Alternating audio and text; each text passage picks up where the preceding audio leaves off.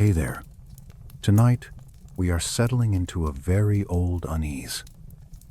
It begins on a dry hill in southeastern Turkey, where the wind moves over rough grass and broken limestone, and where modern hands brushing away dust found pillars so old, so heavy, and so deliberate that the usual story of civilization began to wobble.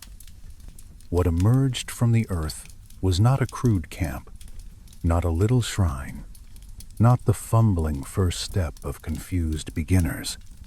It was a stone circle planned with care, carved with animals, aligned with the sky, and built by people who were not supposed to know how to do any of that. If you enjoy these slow, dark journeys through history, please like the video and subscribe. Now let the room grow a little dimmer. Let your shoulders drop. Let your jaw soften. Breathe in slowly, and let the day drift a little farther away. The accepted story, the one most of us were given in neat schoolbook lines, sounds comfortingly simple at first. Human beings wandered as hunter-gatherers, then slowly learned to farm, then settled into villages. Then, after many patient centuries, the first real civilization bloomed in Mesopotamia. It is a clean staircase, one step after another. Stone, seed, village, city, writing, law, empire. Honestly, I have always found it a little suspicious when the past behaves too politely. Real life rarely arranges itself into such tidy shelves. If you were standing here with me, beside the fire, you could almost feel the first crack in that tidy arrangement before you even see it.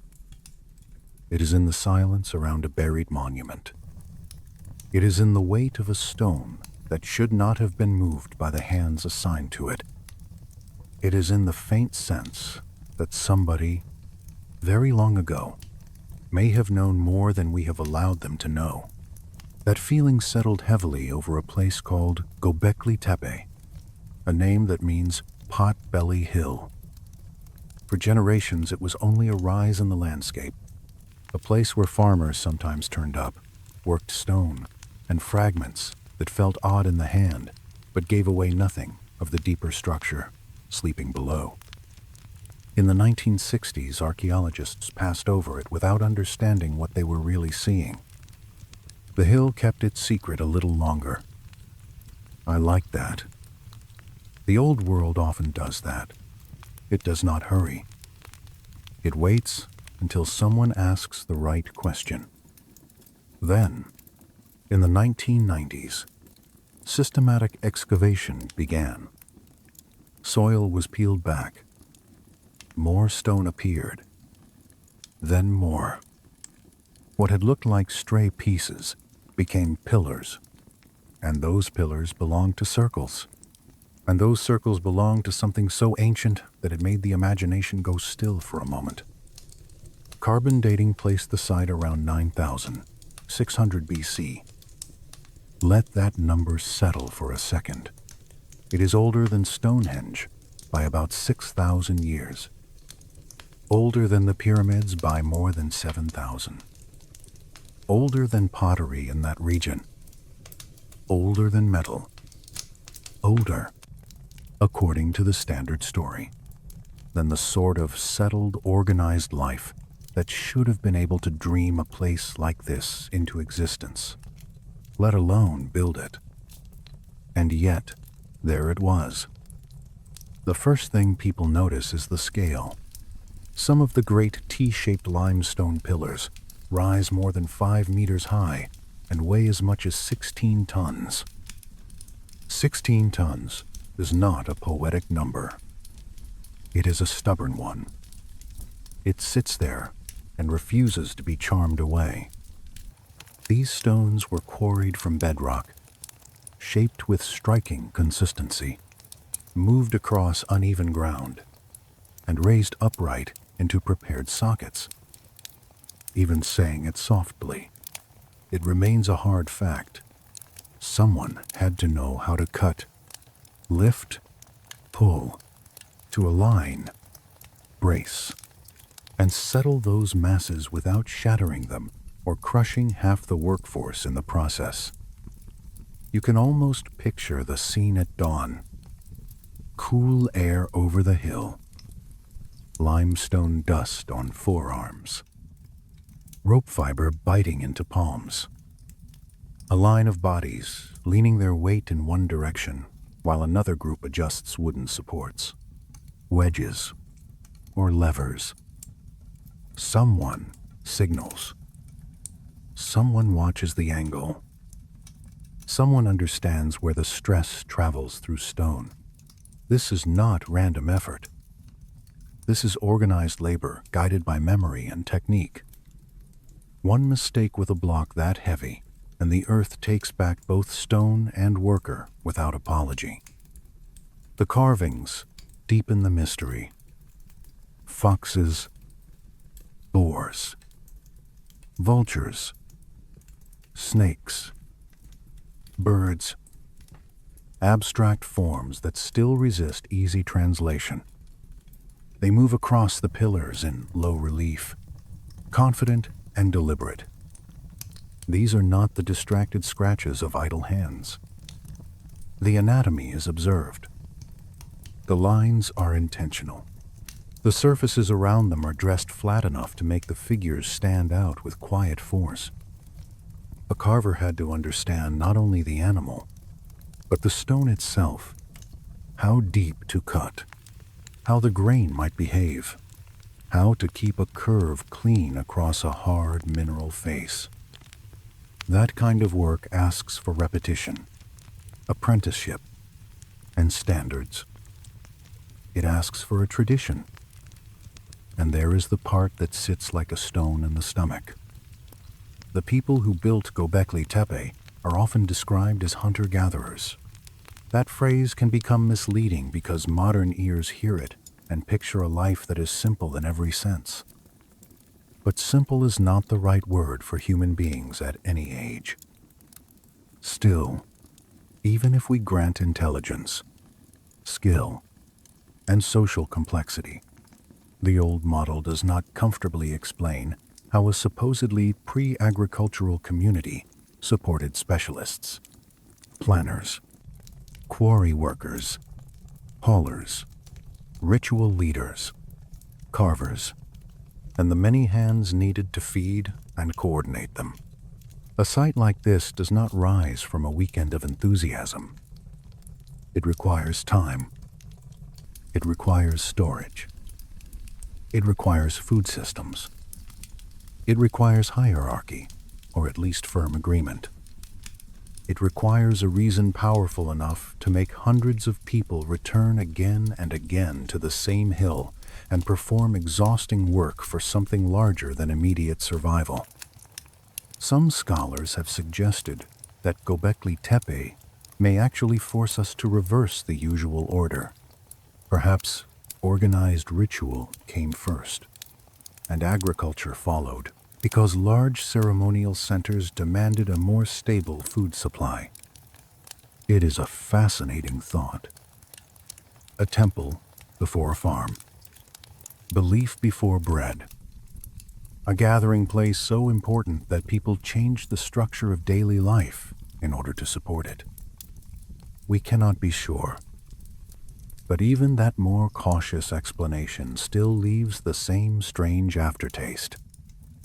These were not fumbling beginners. They were already acting like inheritors of a system. There is another detail that keeps returning like a whisper. The enclosures are not random circles dropped into the earth without thought. They are planned spaces. Central pillars face each other. Peripheral stones curve around them with geometric intention. Measurements suggest proportion. Some researchers have argued that the layout encodes astronomical alignments, perhaps towards specific stars or constellations visible at the time. Those claims are debated, and it is wise to stay gentle here. Not every old stone wants to become a sky calendar just because modern minds are fond of cleverness. Still, the possibility lingers because the architecture feels measured in a way that goes beyond mere shelter. Imagine a night on that hill 11,000 years ago. The last of the work has stopped. Torches or fires flicker low. The air is colder now. Above, the sky is vast and very sharp, not softened by city light, not interrupted by engines or towers. A person stands between those pillars and watches a star rise exactly where it rose the year before, and the year before that, and perhaps where it was expected to rise generations from now. Knowledge like that does not come from a single lucky glance. It comes from watching for a very long time, then teaching someone else where to stand. The pillars themselves make the old timeline feel less like a staircase and more like a rug someone has shaken hard. Tool marks on the stone have been studied closely. There is debate here, too. Of course. Archaeology lives on debate, which is good. It keeps us from becoming too theatrical too early. Yet some of those marks suggest techniques more refined than the crude flint and wooden toolkit often imagined for the age. Even if stone tools were used, their users understood leverage, controlled flaking, abrasion, smoothing, and large-scale planning at a level that startles anyone expecting only rough improvisation. And then there is the problem of memory. To build something like Göbekli Tepe, people did not only need hands and materials. They needed instructions that survived beyond one season. They needed ways of holding design in mind, perhaps through speech, perhaps through ritual performance, perhaps through marked surfaces, counting methods, chord systems, gestures, or symbolic traditions that stop just short of writing as we define it. I have always found it strange that we are willing to admit that ancient people could move 16-ton pillars with precision, but hesitate to admit they might also have developed subtle systems for preserving technical knowledge before clay tablets and formal script. The hill keeps pressing on that point. It asks what counts as civilization. Is it brick? Is it bureaucracy? Is it writing? Or is it the moment human beings can gather in large numbers, hold abstract plans across time, shape landscape with intention, observe the heavens, and build according to ideas that outlive the builders themselves? If that is the measure, then Göbekli Tepe is not an awkward prelude to civilization. It is civilization wearing an older face. The emotional weight of the site changes when you realize how much of it still lies buried. Only a fraction has been excavated. Ground beneath the hill still hides more enclosures, more stone, perhaps more clues to how the place evolved and why it mattered so deeply. The unearthed circles are enough to disturb the timeline, but the buried ones add a different kind of tension. Like hearing only half a sentence and knowing the missing half may change the whole meaning. There is also the matter of why the site did not simply decay in place, but appears to have been deliberately buried around 8,000 BC. Thousands of tons of fill, stone, rubble, earth, carefully placed over the enclosures. This is not neglect. This is closure. Something about that act feels almost intimate. A civilization, or a community, covering its own memory with care, not smashing it in rage. not abandoning it to weather, covering it, protecting it, hiding it. Perhaps all three at once. You know that feeling when you walk through a museum and the plaque gives you the facts, but not the mood. Gobekli Tepe is a place where mood matters. The mood is not simply wonder. It is unease. Because the site does not just tell us that ancient humans were clever. We already knew that. It suggests that the order of things, the neat ladder from primitive to advanced, may not be a ladder at all. Perhaps knowledge blooms, breaks, and blooms again. Perhaps there were long, quiet centuries of watching stars and stone before the first city ever learned to call itself first. Perhaps what we are looking at on that Turkish hill is not the dawn of civilization, but the surviving shoulder of something older, Vider, and mostly gone. The fire settles lower as we sit with that thought. Dust, stone, breath, and a buried geometry underneath our inherited story. And once that first crack opens, once one impossible hill begins to speak, it becomes harder to pretend it stands alone. Beyond Gobekli Tepe, under neighboring ridges and scattered sites, other stones wait with the same old patience, ready to suggest that this was never just one monument on one hill, but part of a larger and quieter world. Once that possibility enters the room, it is hard to make it leave. Gobekli Tepe stops being a single strange hill and starts behaving like the first lifted corner of a much larger cloth. You pull a little more, and nearby places begin to appear. Other ridges, other buried pillars, other circles of worked stone, other signs that somebody in this region was not merely improvising sacred space, but sustaining a tradition. Karahan Tepe lies not too far away, and when archaeologists began bringing its hidden structures into the light, the sense of isolation dissolved further. Here again were monumental pillars. Here again was a planned environment, not a casual scatter of stone. There were carved figures, chambers cut into bedrock, sculpted forms that seemed to emerge from the hill as if architecture and earth had once been persuaded to cooperate. Train. The mood of Karahan Tepe is different from Gobekli Tepe, but that almost makes it more convincing. It does not feel like a copy.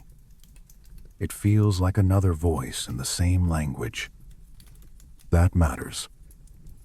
A true tradition does not repeat itself mechanically. It carries principles, then expresses them differently from site to site.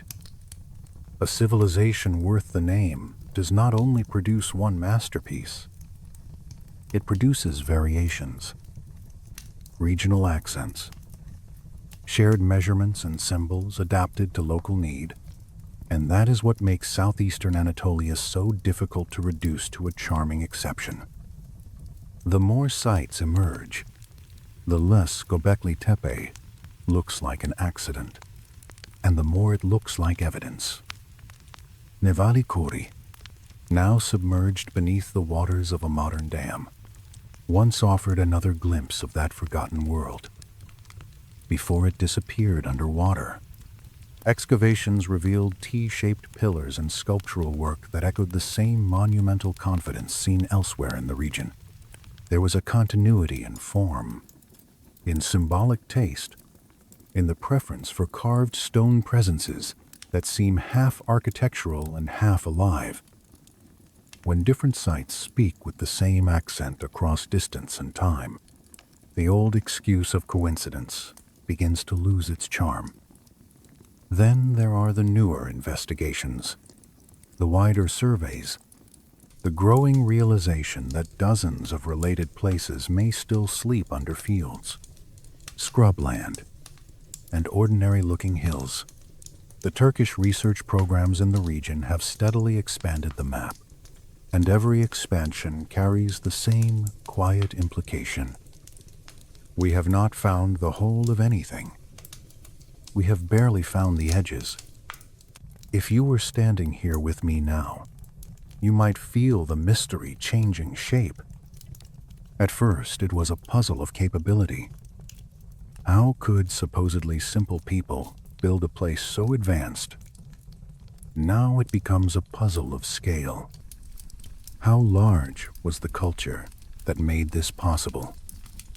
How long did it last? How far did its knowledge travel? And perhaps most haunting of all, how much of it is still under our feet? The details begin to pile up in that unnerving way evidence sometimes does when it stops feeling like isolated facts and starts behaving like weather.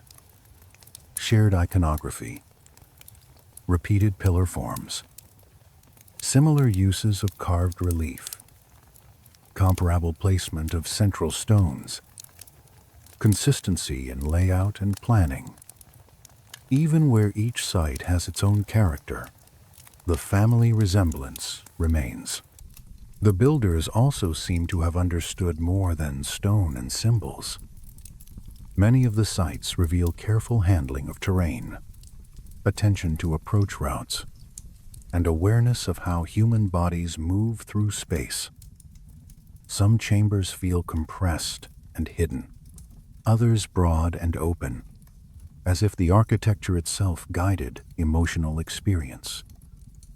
That may sound very modern, but human feeling is ancient. Builders knew long ago that a narrow passage slows the breath, that an opening into a larger chamber changes the chest and eyes all at once, that silence thickens differently in enclosed stone than it does in open air. And then there is the evidence of feasting. Bone deposits from some of these sites suggest large-scale communal meals, not occasional snacking by a handful of wanderers, but organized gatherings involving impressive quantities of wild animals. You can picture it if you let the scene come slowly. Fires burning after sunset, smoke hanging low, a ring of people around meat and marrow and hot fat dripping into ash. Voices, story, ritual, negotiation, planning for the next stage of work. The social machinery behind monument building often hides in such moments. Architecture does not rise from engineering alone. It rises from shared meaning, from obligation, from spectacle, from memory made communal. A great stone enclosure is one kind of technology, a society capable of returning to it together, feeding one another beside it, and agreeing that it matters. That is another. This is where the old image of lonely bands of foragers begins to feel too thin. Not because those people were incapable of intelligence, but because intelligence is not the same as institution. What we seem to be glimpsing in this region is institution, seasonal or permanent, rigid or fluid. We still cannot say for certain. But there were systems here. Systems for labor, systems for carving, systems for transmitting motifs, systems for deciding which hill was sacred enough, which stone was worthy enough, which animal image belonged where. Those decisions do not float in from nowhere. They belong to an organized imagination. You know that feeling when a room looks ordinary until you notice 2 or 3 objects that clearly belong to a different house. Then suddenly everything in the room starts to feel suspect. That is what these neighboring sites do to the accepted story. One impossible circle might be tolerated as a marvel. A cluster of related impossibilities begins to ask for a new framework, Some researchers have suggested that the entire region may represent a broad cultural landscape rather than a set of isolated shrines. That possibility is deeply interesting. A network of places, some ceremonial, some residential, some specialized, linked by routes, seasonal movement, or shared cosmology. We cannot fully map that landscape yet, but the fragments already hint at it. One hill with pillars, another with carved figures, another with chambers worked into bedrock. Together, they begin to look less like exceptions and more like infrastructure. And then, as if the story were not already strange enough, the question of burial returns. Göbekli Tepe was not simply left to weather. It was filled in, covered, preserved by deliberate concealment. That act changes everything. Abandonment is one thing. Burial is another. To bury a site like that means labor. It means intention. It means choice. Thousands of baskets of soil, rubble, and debris moved by human hands until whole circles vanished beneath the ground. If you pause on that image, it becomes almost ceremonial. The same care that raised the pillars may have lowered them into memory. Why do that? Climate is one answer. The world was changing at the end of the last ice age. Rain patterns shifted. Seasons altered their rhythm. Plants, animals, and migration routes changed with them.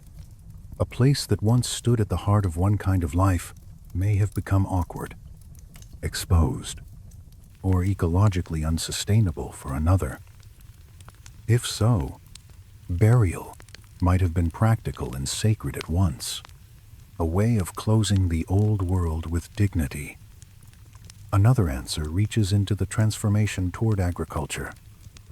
A settled farming life asks different things from the body and the mind than a ritual center built by mobile communities. New routines, new power structures, new stories about land and labor. It is possible that the stone enclosures belonged to an older spiritual order that no longer fit the social reality taking shape around them.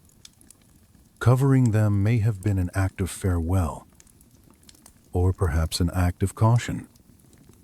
We do not know. The uncertainty is part of the chill. I have always found it moving that some of the oldest monuments we know may have been hidden by the very people who made them. Not destroyed in hatred. Not forgotten through stupidity. Hidden with effort. That implies memory. It implies care. It implies that those people understood the value of what stood there even at the moment they decided it should no longer stand in the open. Perhaps they meant to return. Perhaps they hoped someone else would. Or perhaps they knew the knowledge tied to those places was becoming dangerous in a changing world and chose Earth as the gentlest lock. Around these Anatolian sites, the stones seem to hold another lesson too. Technique improves. Certain features feel experimental in one place and more assured in another. That suggests duration. Time enough to learn. Time enough to fail, adjust, and refine. Time enough for masters and apprentices. Time enough for memory to move from one set of hands into another. This may be the most human part of the whole mystery. Not that ancient people achieved something astonishing, but that they seem to have built a culture around improving at it. That is not the behavior of a civilization taking its first uncertain breath. That is the behavior of people already living inside accumulated knowledge. And the knowledge may have extended beyond stone shaping, water channels, basins, and the arrangement of architectural features at some sites hint at environmental engineering. Acoustic awareness and symbolic planning all working together. One begins to suspect a worldview in which building was never merely building.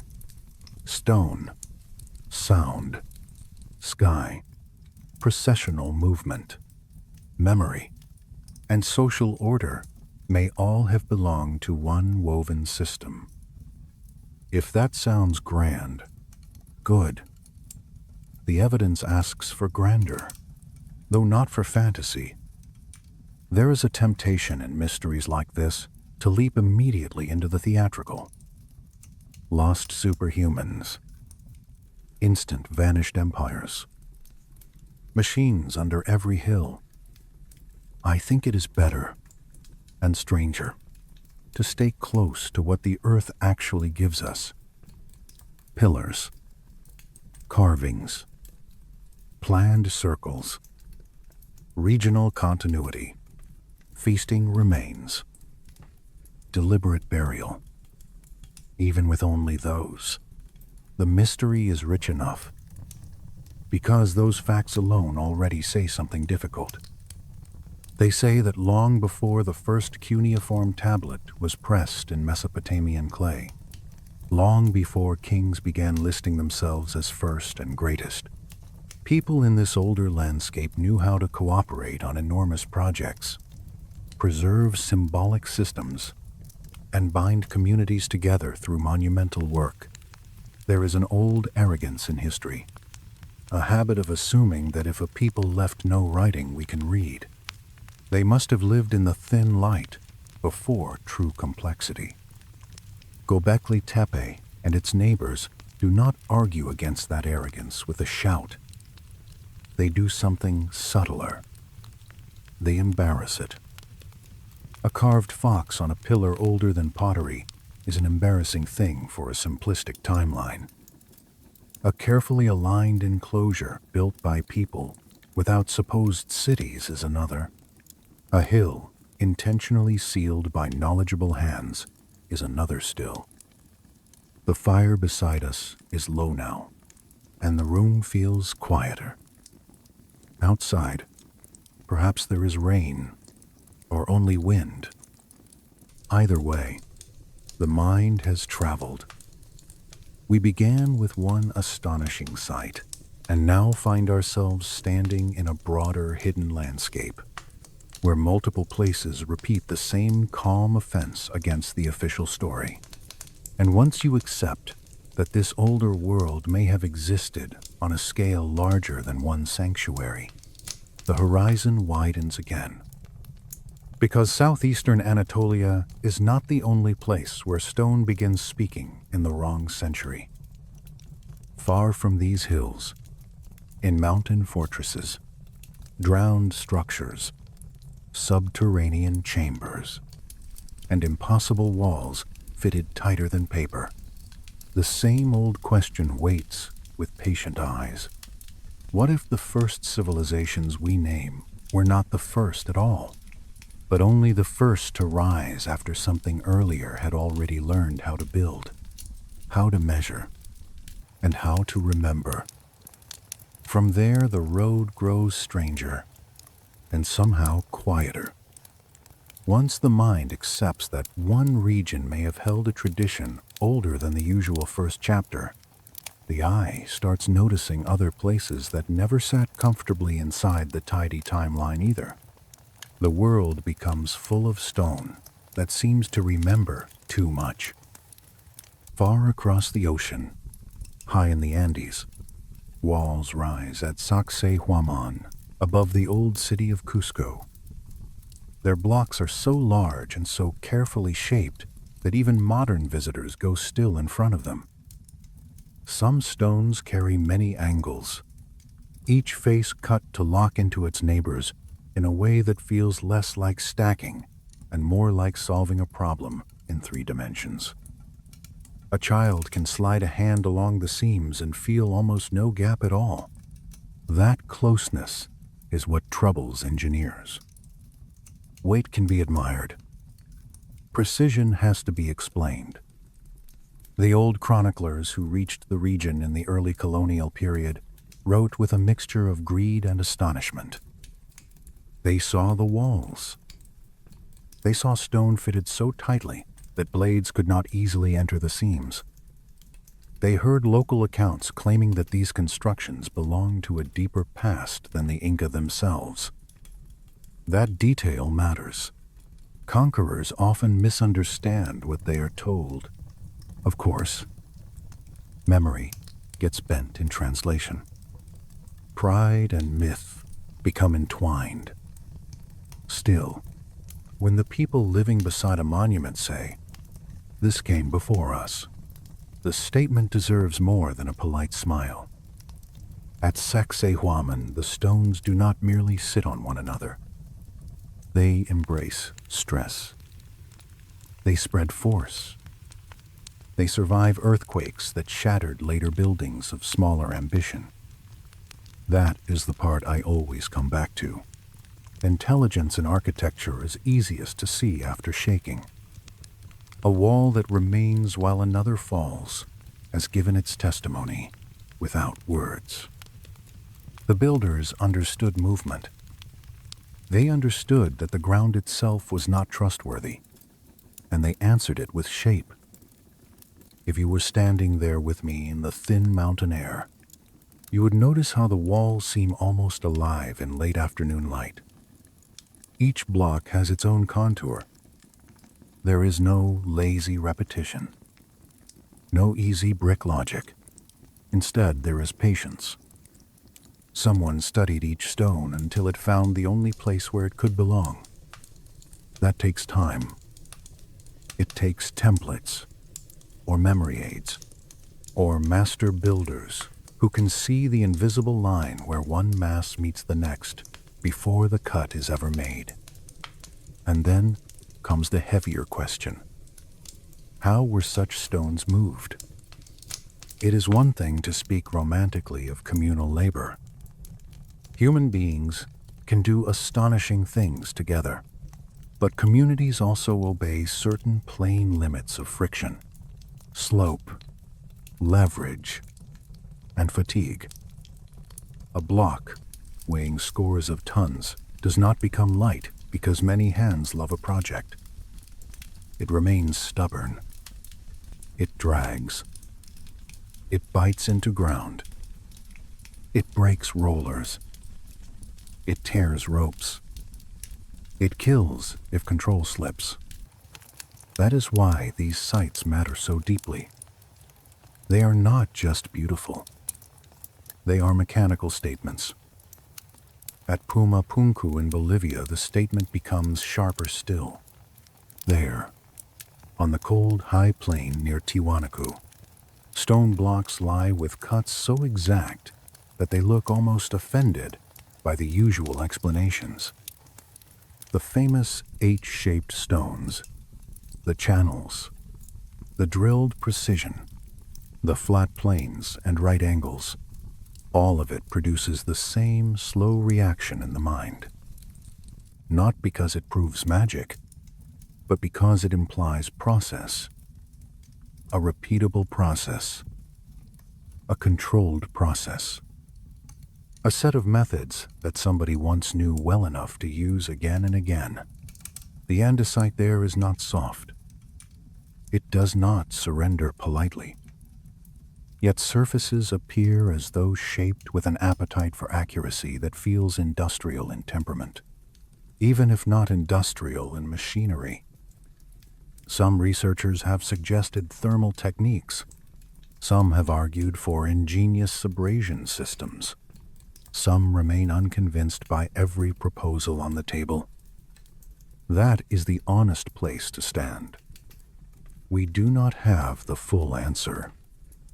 But uncertainty is not the same thing as dismissal. I think that distinction matters tonight. It is easy to mistake caution for comfort. Scholars are right to be cautious. The past is full of traps for the over-eager imagination. But caution should keep the door open, not quietly lock it. When you look at Puma Punku, the proper response is not fantasy and not ridicule. It is humility. There are other places. 2. The Osirian at Abydos in Egypt, half subterranean and brooding, built from enormous blocks with a severity that feels older than the dynasties wrapped around it. Baalbek in Lebanon, where foundation stones sit at a scale that almost turns language silly. Yonaguni, beneath the sea, whether natural in part or shaped in part, still haunting the eye because it resembles intention so closely. Across continents, different climates, different stones, different later cultures, and yet one repeating discomfort. Somebody before the official beginning seems to have known how to think in masses that later ages mostly avoided. And that repetition does something curious to the mind. It softens the instinct to explain each anomaly away by itself. A strange wall here, a strange platform there, a strange chamber somewhere else, treated separately. Each puzzle can be filed under local eccentricity. Treated together, they begin to act like witnesses who have agreed on too many details. One detail they often share is geometry. Not decorative geometry alone, but structural geometry. Angles that distribute force, alignments that govern approach, layouts that seem to engage horizon, solstice, slope, or star. In some sites, the astronomical claims are stronger than in others, and it is wise not to hang too much on any single alignment. A determined modern eye can find patterns the ancients never intended. Yet there are moments when the pattern is too consistent, too exact, too integrated with the structure to feel accidental. Stonehenge is perhaps the gentlest entry point into that conversation because it is already granted its dignity by the modern world. People know it is old. They know it tracks the sky in some fashion. They accept that prehistoric builders could care about solstice light. But even there, the deeper sophistication is easy to underestimate. The monument is not merely a ring for admiration. It behaves like a device, a place where time is marked in shadow, sunrise, orientation, and repeated public memory. And if one device exists, who is to say the builders of older or stranger monuments were not also making devices in stone, each suited to a different blend of ritual, observation, and social control. You know that feeling when one puzzle piece snaps into place and suddenly the whole picture becomes more disturbing, not less. That is how these sites begin to feel when considered together. They suggest not isolated genius, but scattered survivals, not one miraculous village, but fragments of a wider inheritance. The thought grows darker when paired with another human habit that appears almost everywhere, the habit of remembering catastrophe. Flood stories, fire stories, sky stories, stories of former worlds, former peoples, former ages of knowledge. On their own, such tales can be treated as metaphor. Humanity is gifted at disaster imagination. But when monument evidence and memory traditions begin circling the same possibility, the room grows a little colder. The old Mesopotamian tablets speak of a flood that swept the land clean. The later Hebrew account preserves another version. Indian traditions tell of Manu saving life and knowledge through a deluge. Greek stories remember Deucalion, indigenous traditions from the Americas, Australia, and the Pacific Preserve waves, lost coasts, survivors on mountains, survivors in vessels, survivors carrying seed, fire, and story. It is not the mere existence of flood myths that matters. Human beings live beside water. Floods happen. It is the scale of the memory, and the way knowledge itself is so often one of the things rescued. That little detail catches in the mind. Not just children. Not just animals. Knowledge. Seeds. Fire. Sacred instructions. Songs. Measurements. The tools for beginning again. If you were sitting closer to the fire now, you might hear where this is going before I say it plainly. Perhaps the builders of the impossible stones were not impossibly early because humanity advanced faster than we thought. Perhaps they were early because they belonged to the last bright ridge of a much older slope. And perhaps the reason later civilizations appear suddenly competent in writing, astronomy, engineering, and administration is not because they invented everything at once, but because they inherited fragments from survivors who had already lived through a breaking of the world. It is only a possibility. We should say that softly and clearly. The evidence does not permit easy certainty, but possibility has its own weight, especially when it explains several anomalies at once. Think of it this way.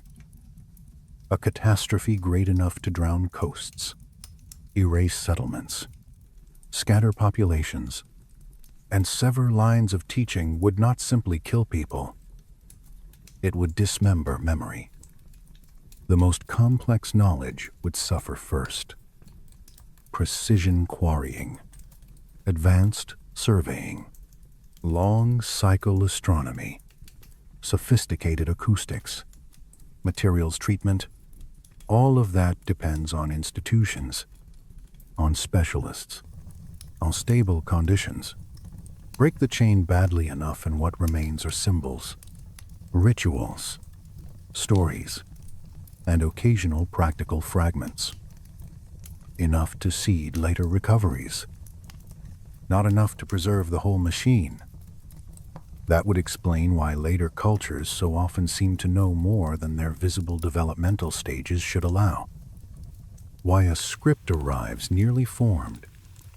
Why monumental planning appears without obvious apprenticeship layers beneath it. Why ancient texts speak of lost golden ages with a seriousness that does not feel entirely poetic. I have always found it telling that so many early civilizations looked backward even while they were becoming what we call first. The Sumerians wrote of kings before the flood. Egyptians spoke of the first time, a deeper sacred past. In the Andes, older masonry stood beside later imperial power like a stern ancestor. Civilizations that we call beginnings often behaved like survivors. And now the room grows still enough for the hardest idea of all. What if history does not rise in a clean line, but in pulses? Build, flourish, break, remember badly, recover, build again. If so, then the great stone sites of the world are not simply primitive foreshadowing of civilization. They are the weathered teeth of previous climaxes, still biting through the soil. The wind outside seems different once that thought settles in. Even a simple gust can feel like a remnant from a larger turning. Water, dust, cold, migration, fear, improvisation. The long carrying of memory by exhausted people who may have saved only what the hands and mind could hold. A song for measuring. A ritual for choosing orientation. a method for fitting stone. A story about a flood that sounds like religion until you realize it may also be engineering grief. Before we leave those stones for the flood memories, there is one more quiet detail worth holding. Many of these monuments do not look rushed. That may sound obvious, but it is easy to miss. Rushed work leaves compromise in corners. It leaves asymmetry where none was intended. It leaves surfaces good enough rather than exact enough. These older builders often seem to have had the rarer luxury of patience, or the harsher discipline that demands it. Both possibilities imply stable systems behind the scenes. Food, authority, shared expectation, and enough faith in the future to invest years in an answer carved from stone. And patience itself is a form of technology. A society capable of sustaining long construction without collapsing into immediate necessity has solved problems that never appear in the finished monument. Storage, leadership, conflict, training, scheduling, trust. The visible block is only the final sentence. The real work happened in all the invisible grammar around it. That is why the megalithic world feels so unsettling. It suggests not only impressive hands, but invisible institutions.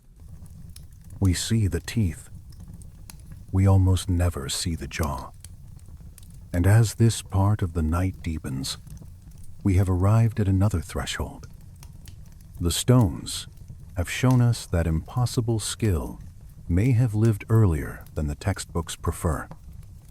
The flood memories suggest a reason that skill became fragmented. The next question, the one waiting in the dark just ahead, is what exactly the survivors managed to carry with them. Because once the waters fall, once the mud dries, once the old coastlines vanish and the old schools are gone, the future belongs to whoever remembers enough to build again. That is where the mystery becomes almost tender.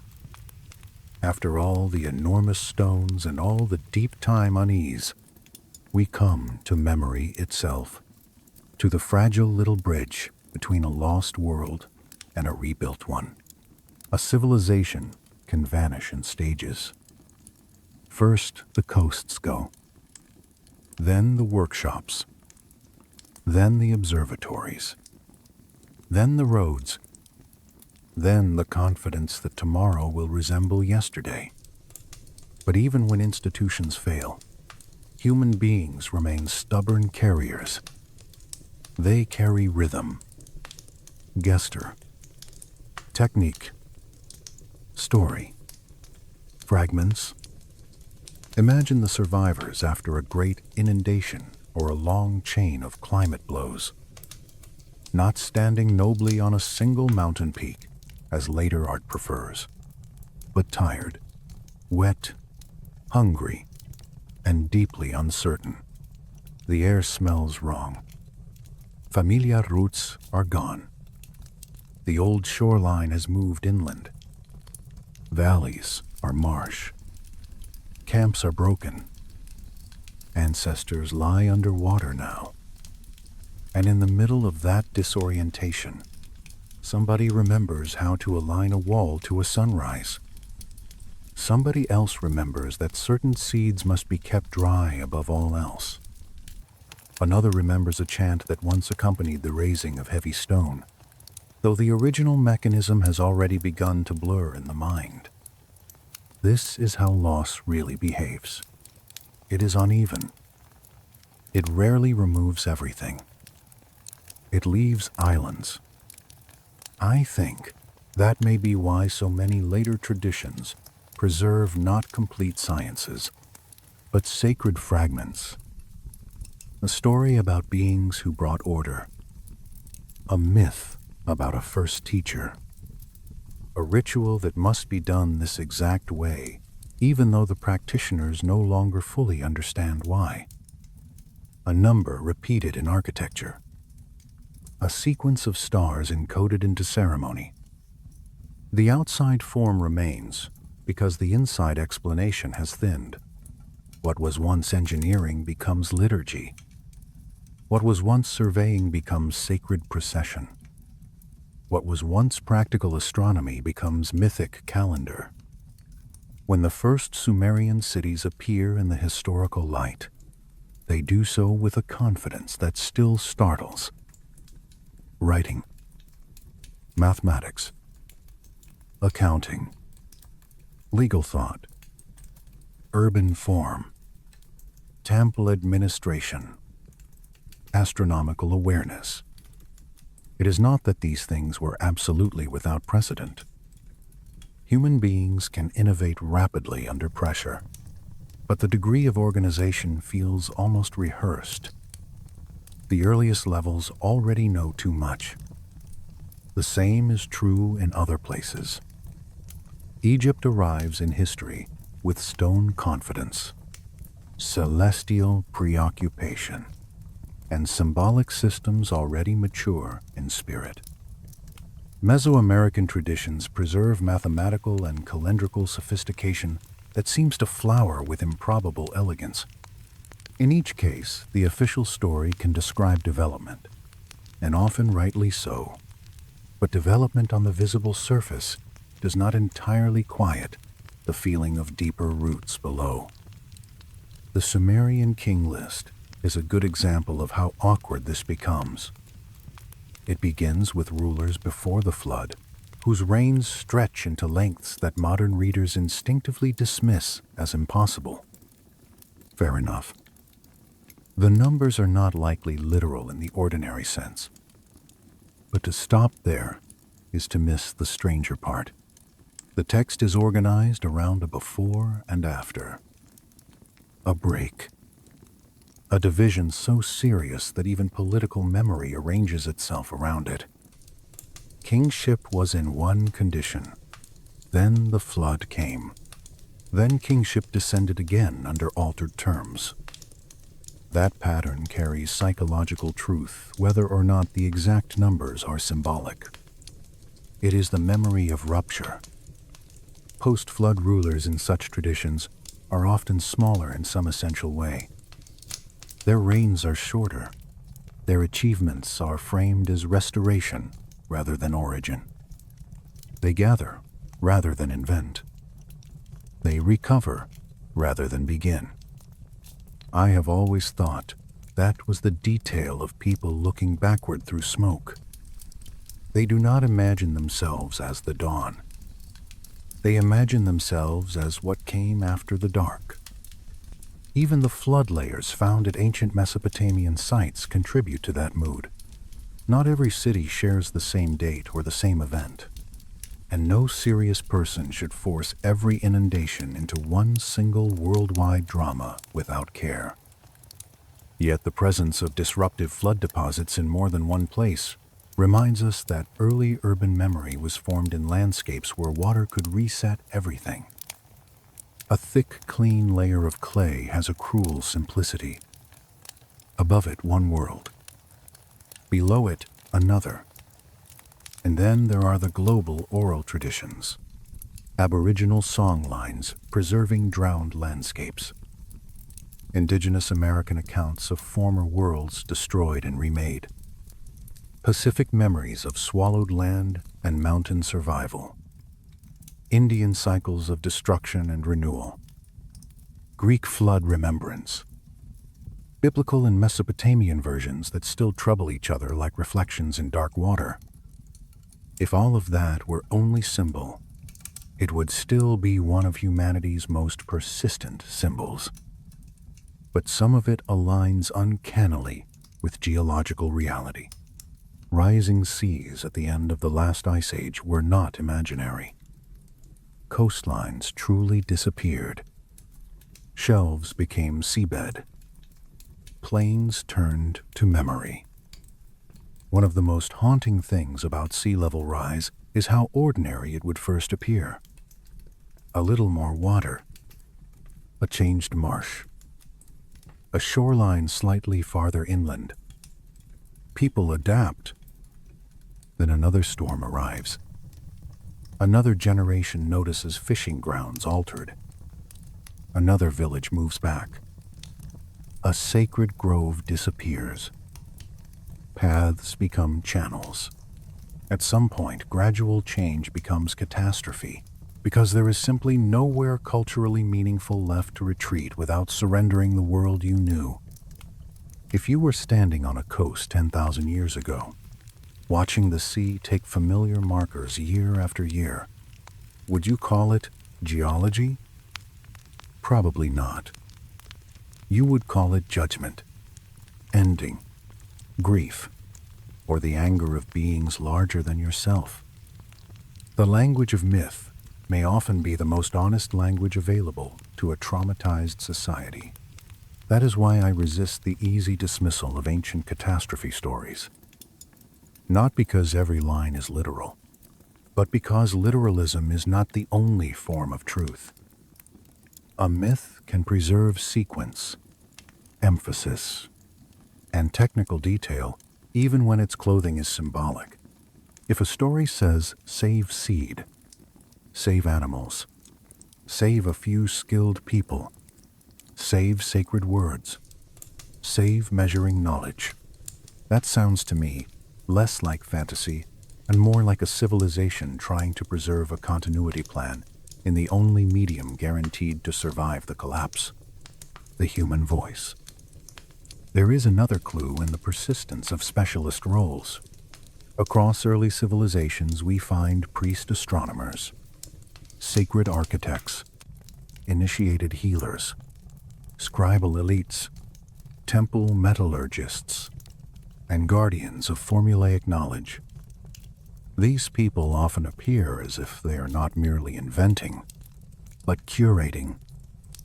Their authority depends on inheritance, on received wisdom, on access to what others do not know. Such institutions can be oppressive, certainly, but they also behave exactly like reservoirs of fragile technical memory in a post-catastrophic world. Secret schools may sound romantic in the wrong hands, yet there is a practical logic to guarded transmission. If advanced knowledge survived disruption only in fragments, communities would naturally protect it. They would veil it in symbol, restrict it to initiates, bind it to ritual, not only to preserve status, though status always enters the room, but to reduce distortion. A formula half remembered can still work. A formula casually mangled can become useless or dangerous. Sacred secrecy may have been one way of protecting precision when books, laboratories, and stable institutions were rare or vulnerable. This possibility also changes how we look at later architectural and scientific surges. Rather than isolated moments of genius appearing from nowhere, they may represent zones of successful recovery, places where enough fragments gathered in one time and place to bloom again. That would help explain why some civilizations seem astonishingly advanced in one domain and unexpectedly limited in another. They were not blank slates marching evenly uphill. They were heirs piecing together a broken inheritance, restoring some capacities brilliantly, while forgetting or never fully recovering others.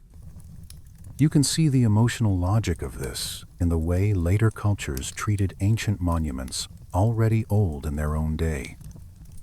Egyptians restoring earlier sites, Romans building beside far older stone, Inca incorporating pre-existing masonry, medieval builders preserving mysterious foundations whose makers were half legend. When a culture encounters an inheritance it cannot reproduce, it often responds with reverence, appropriation, or myth. Sometimes all three. And perhaps that is the real human constant beneath the mystery.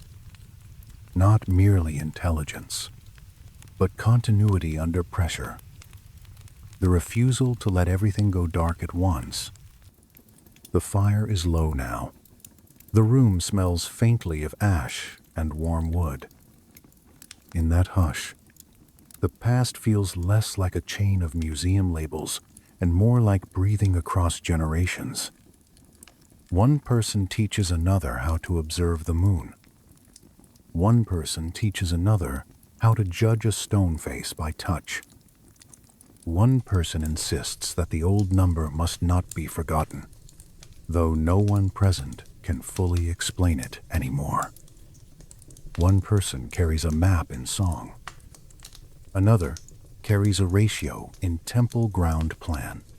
Another carries the memory that there was a world before this one, and that it ended in water. Modern science has begun, quietly and almost reluctantly, to validate parts of what older memory refused to surrender. Underwater archaeology keeps finding structures in places now drowned. Remote sensing reveals buried complexes beneath sand, jungle, and ordinary soil. Geological research confirms violent climate transitions. Material analysis uncovers craftsmanship that does not fit comfortably where it was placed in the old story. None of this proves every grand theory, but it does something perhaps more valuable. It makes humility rational. And humility may be the best mood in which to approach prehistory. We do not need to turn ancient people into magicians to grant them depth. We do not need to invent silver machines in every quarry to admit that some achievements still exceed our explanations. We do not need to know every mechanism in order to recognize inheritance when we see its broken outlines. Sometimes the honest sentence is simply this: something older happened here. Something substantial.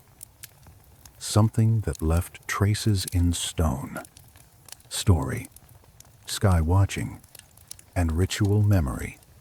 When I think about all of it together, the megalithic walls, the buried Anatolian circles, the drowned coastlines, the flood stories, the sudden literate confidence of early cities, I do not picture a single lost empire ruling the globe in tidy fashion.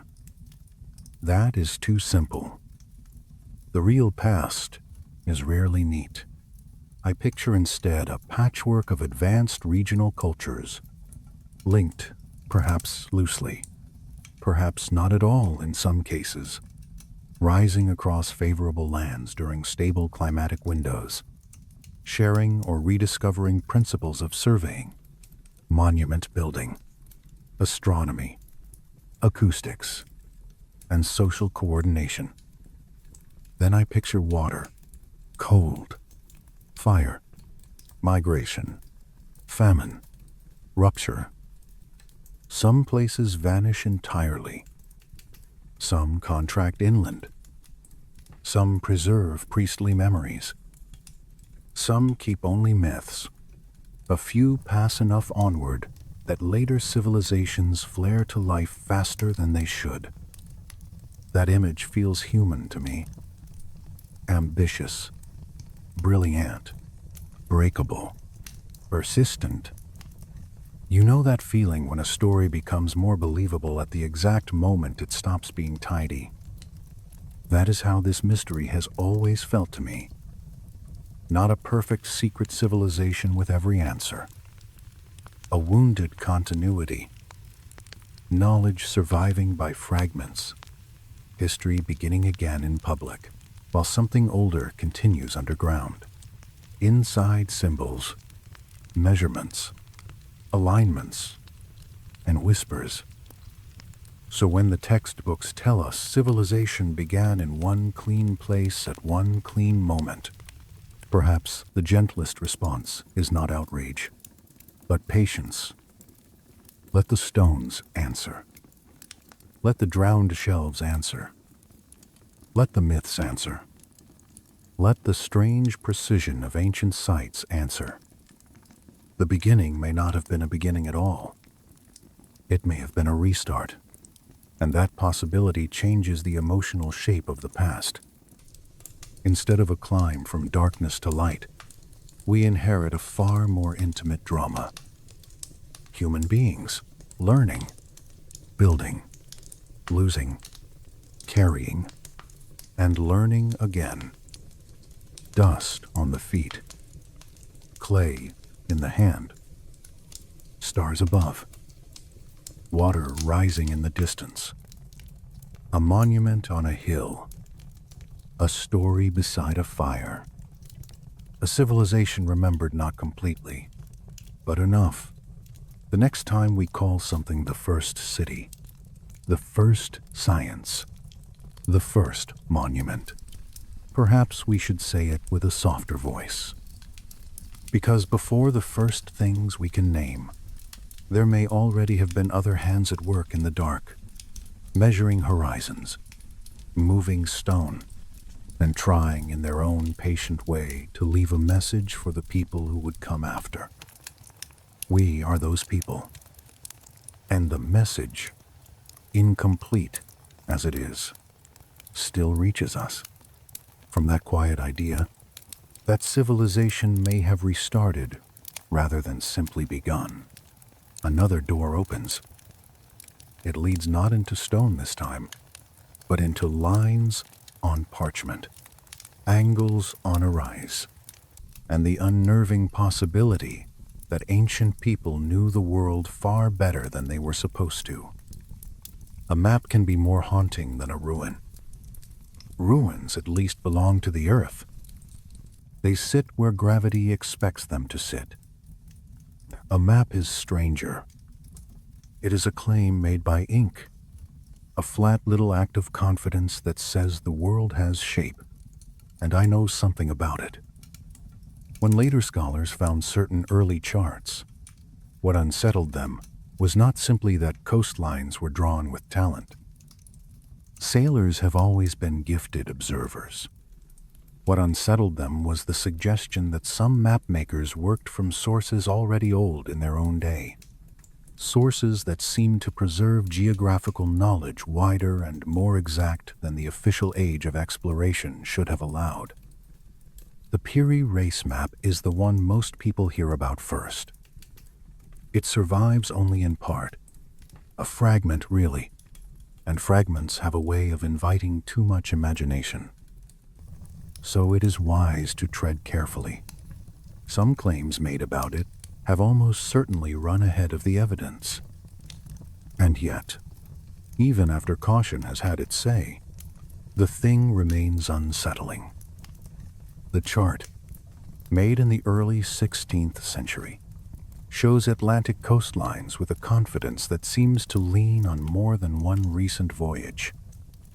The admiral himself wrote that he compiled his work from earlier materials. That detail alone is enough to make the room go quiet.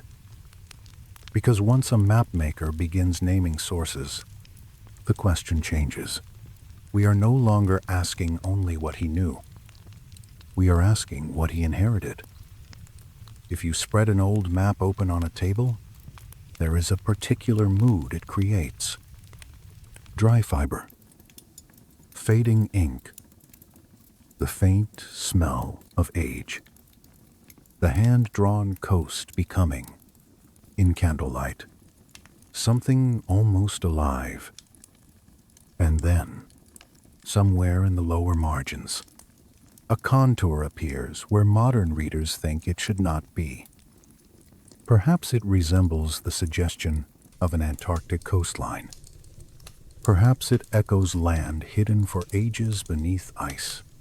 Scholars disagree sharply on these interpretations, and they should.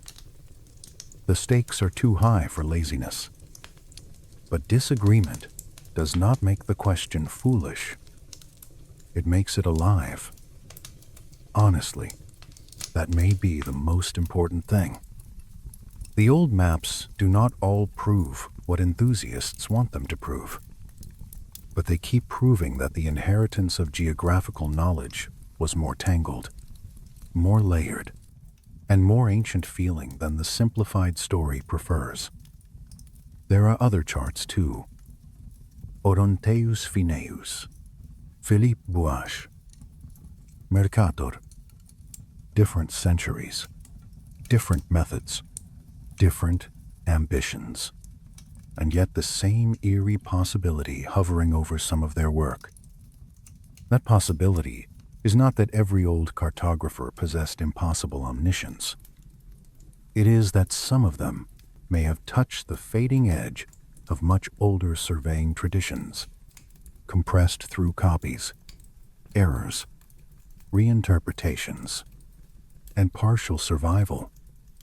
You can imagine how such a survival might happen.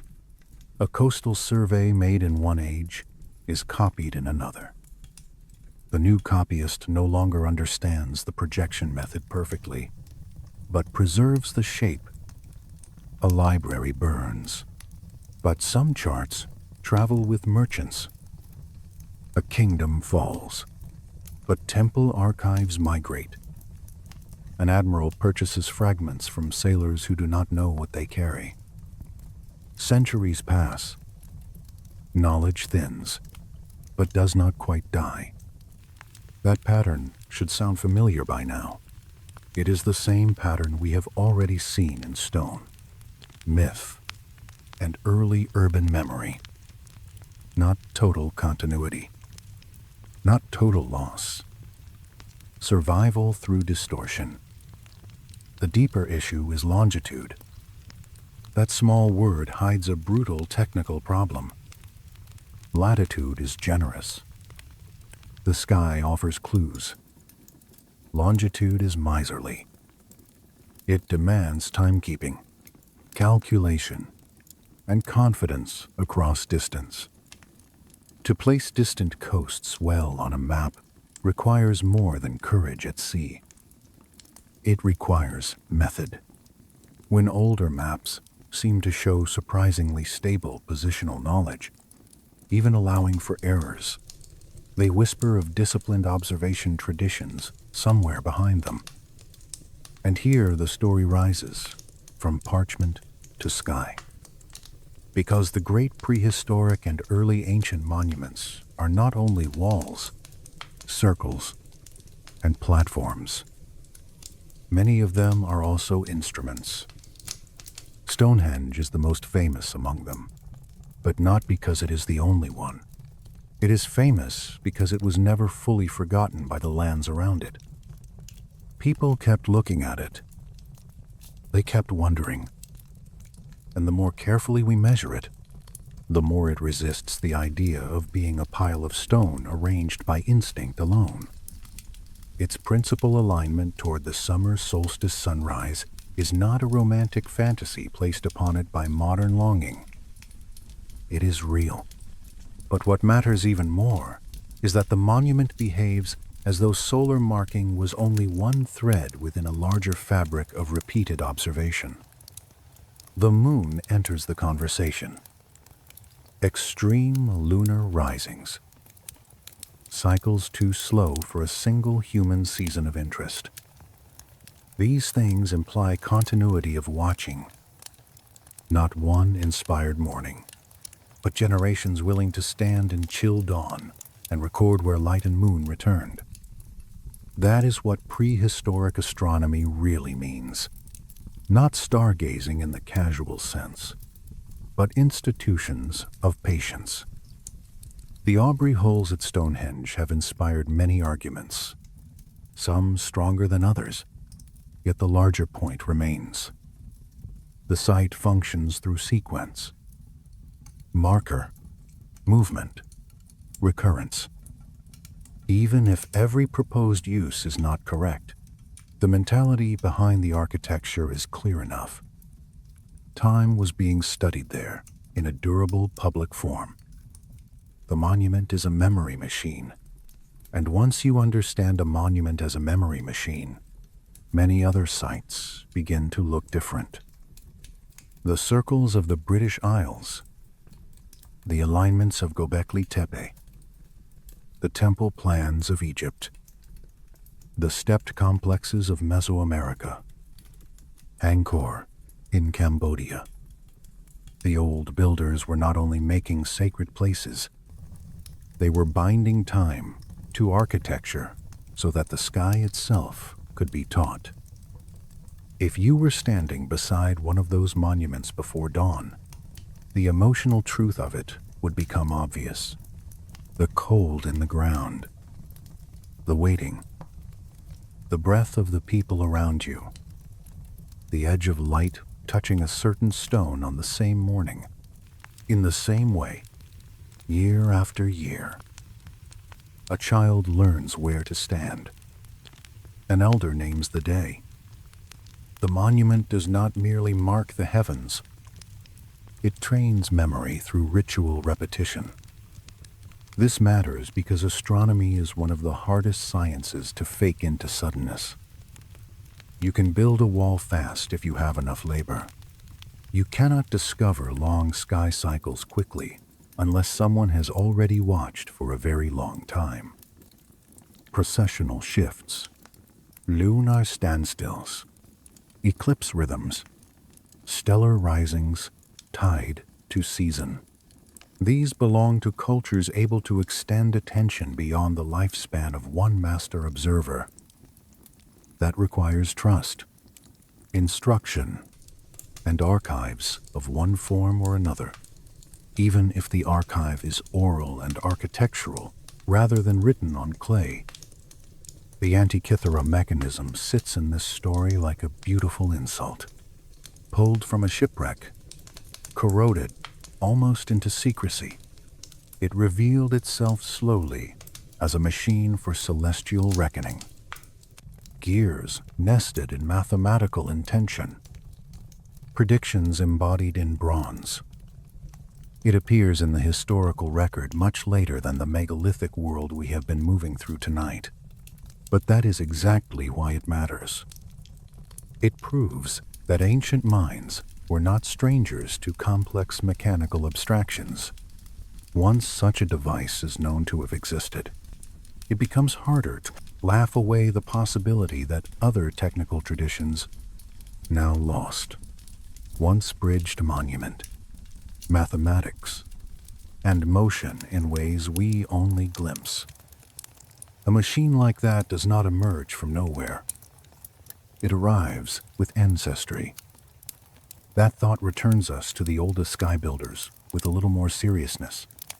The builders of ancient monuments may not have possessed geared bronze calculators in every age, but they certainly possessed something equally precious. They possessed systems of observation, systems of teaching, systems of preserving values and intervals and alignments. In a sense, a stone circle and a gear train are cousins. Both are ways of making time visible. And the world map question folds back into that same family. To survey coastlines well, you need sky knowledge. To navigate broadly, you need recurrent celestial confidence. To preserve a charting tradition across generations, you need instruction. The oceans and the heavens are not separate subjects in early civilizations. They are braided. This is why the old story of isolated primitive development feels so narrow now. It imagines little villages slowly stumbling toward complexity, one tool at a time. But the evidence before us keeps suggesting communities with specialized memory, disciplined watching, inherited ratios, encoded directions, preserved cycles. In short, cultures with technical depth. There is a kind of sadness in this realization too. Because every advanced observation tradition is vulnerable. Miss enough seasons, lose enough teachers, break enough lines of transmission, then the sky remains overhead, unchanged in its dignity, while the human meaning attached to its motions thins and collapses. A monument may still point true. The people around it may no longer know why. That is the tragedy hidden inside many ancient sites. Not simply that they are old, but that they are partial survivors of knowledge, ecologies that once included trained eyes, corrected errors, formal apprenticeships, and repeated ceremonial use. We inherit the shell after the institution has gone. I have always found it strange that so many later peoples preserved reverence for older astronomical or monumental places even after forgetting their original full purpose. It is almost as if the body knows a thing before the mind can explain it. A hill with impossible stones. A corridor where solstice light enters. A chamber that echoes at a precise note. A platform facing a certain horizon. Such places continue to feel significant long after their manuals are gone. Reverence becomes the final storage method. The maps, too, may have benefited from reverence. A chart treasured because it seemed ancient. Copied because it was prestigious. Preserved because it came from a vanished source. Even stripped of its technical commentary, its lines survive. A coastline copied faithfully by someone who cannot reproduce the observations that first created it. That is another kind of sacred transmission. As the night turns quieter, the larger pattern begins to show itself again. Stones remember. Stories remember. Rituals remember. Maps remember. The sky remembers most of all. Human civilizations may break, but the heavens provide a stable book for any culture patient enough to read them. That may be why astronomical knowledge so often forms the backbone of civilizational recovery. When the old world is gone, the stars remain as the one archive no flood can drown. And yet, even that is not enough by itself. Someone must know how to read them. Someone must choose to teach. Someone must build in relation to that reading so the lesson can outlast the teacher. That is where we are heading next. Because if fragments of an older technological world really did survive catastrophe, then they did not survive by accident alone. They survived because certain groups, priestly, initiatic, practical, or all three at once, took on the task of guarding them. There is another subtle clue in the old mapping problem, and it lives in coastline memory outside formal maps. Aboriginal Australian traditions preserve drowned places with unnerving fidelity. Not merely stories of water in a symbolic sense, but remembered hunting grounds, former paths, and submerged features that modern bathymetry later confirmed beneath the sea. That should make us slower to laugh at the idea of lost cartographic knowledge. A people does not need paper to maintain a coastline. It needs disciplined memory, repeated route teaching, and a culture that treats place as sacred enough to be remembered precisely. Once you accept that, the distance between oral map and drawn map narrows. A chart is one storage method. Song is another. Architecture is another. Myth tied to horizon points is another still.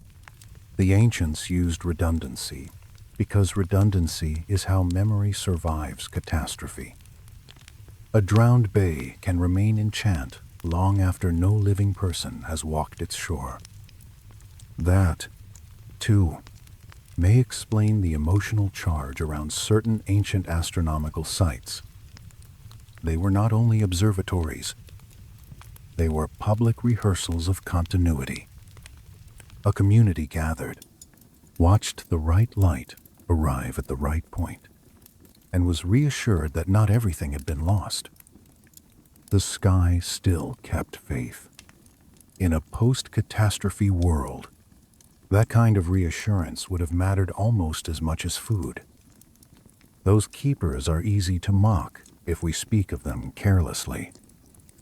Mystery schools, temple lineages, secret craft traditions, esoteric orders. The words can sound theatrical in modern ears, too perfumed with smoke and velvet. But strip away the romance for a moment, and something practical remains. Complex knowledge has always sought shelter. When an age is unstable, the shelter is rarely public. If fragments of older science, engineering, medicine, acoustics, astronomy, and symbolic mathematics survived prehistoric disruption, then somebody had to preserve them in forms that could endure conquest, flood, migration, censorship, and forgetfulness. That somebody may not have looked like a scientist in a modern lab coat. He may have looked like a priest, a builder, a ritual singer, a calendar keeper, a healer, a scribe, or a custodian of stories no outsider was permitted to hear in full. Egypt is perhaps the clearest theater for this possibility, because Egyptian civilization was obsessed with continuity. Not novelty, continuity. Names, forms, rites, exact gestures, exact words, exact alignments, exact proportions. It is a culture that behaved as if precision and repetition was a moral duty. That alone makes it a plausible sanctuary for inherited knowledge. Within temple complexes, at places like Memphis, Heliopolis, Abydos, and Thebes, sacred learning was not separated neatly into what we would call religion, science, architecture, medicine, or governance. Those divisions are ours. The old world handled them differently, measuring land after Nile floods, calculating celestial cycles, preparing compounds, preserving bodies, orienting structures, reciting texts that linked earth and sky. All of this could exist under one sacred canopy because order itself was sacred. That is why the phrase, "first time in Egyptian thought," feels so evocative. It does not merely point backward. It points upward and backward, toward an ideal origin where things were ordered properly. When texts speak of Zep Tepi, scholars rightly debate the balance of myth and historical memory within the concept.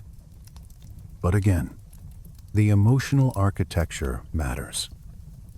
Egyptians repeatedly imagined themselves not as absolute beginners, but as stewards of a prior template.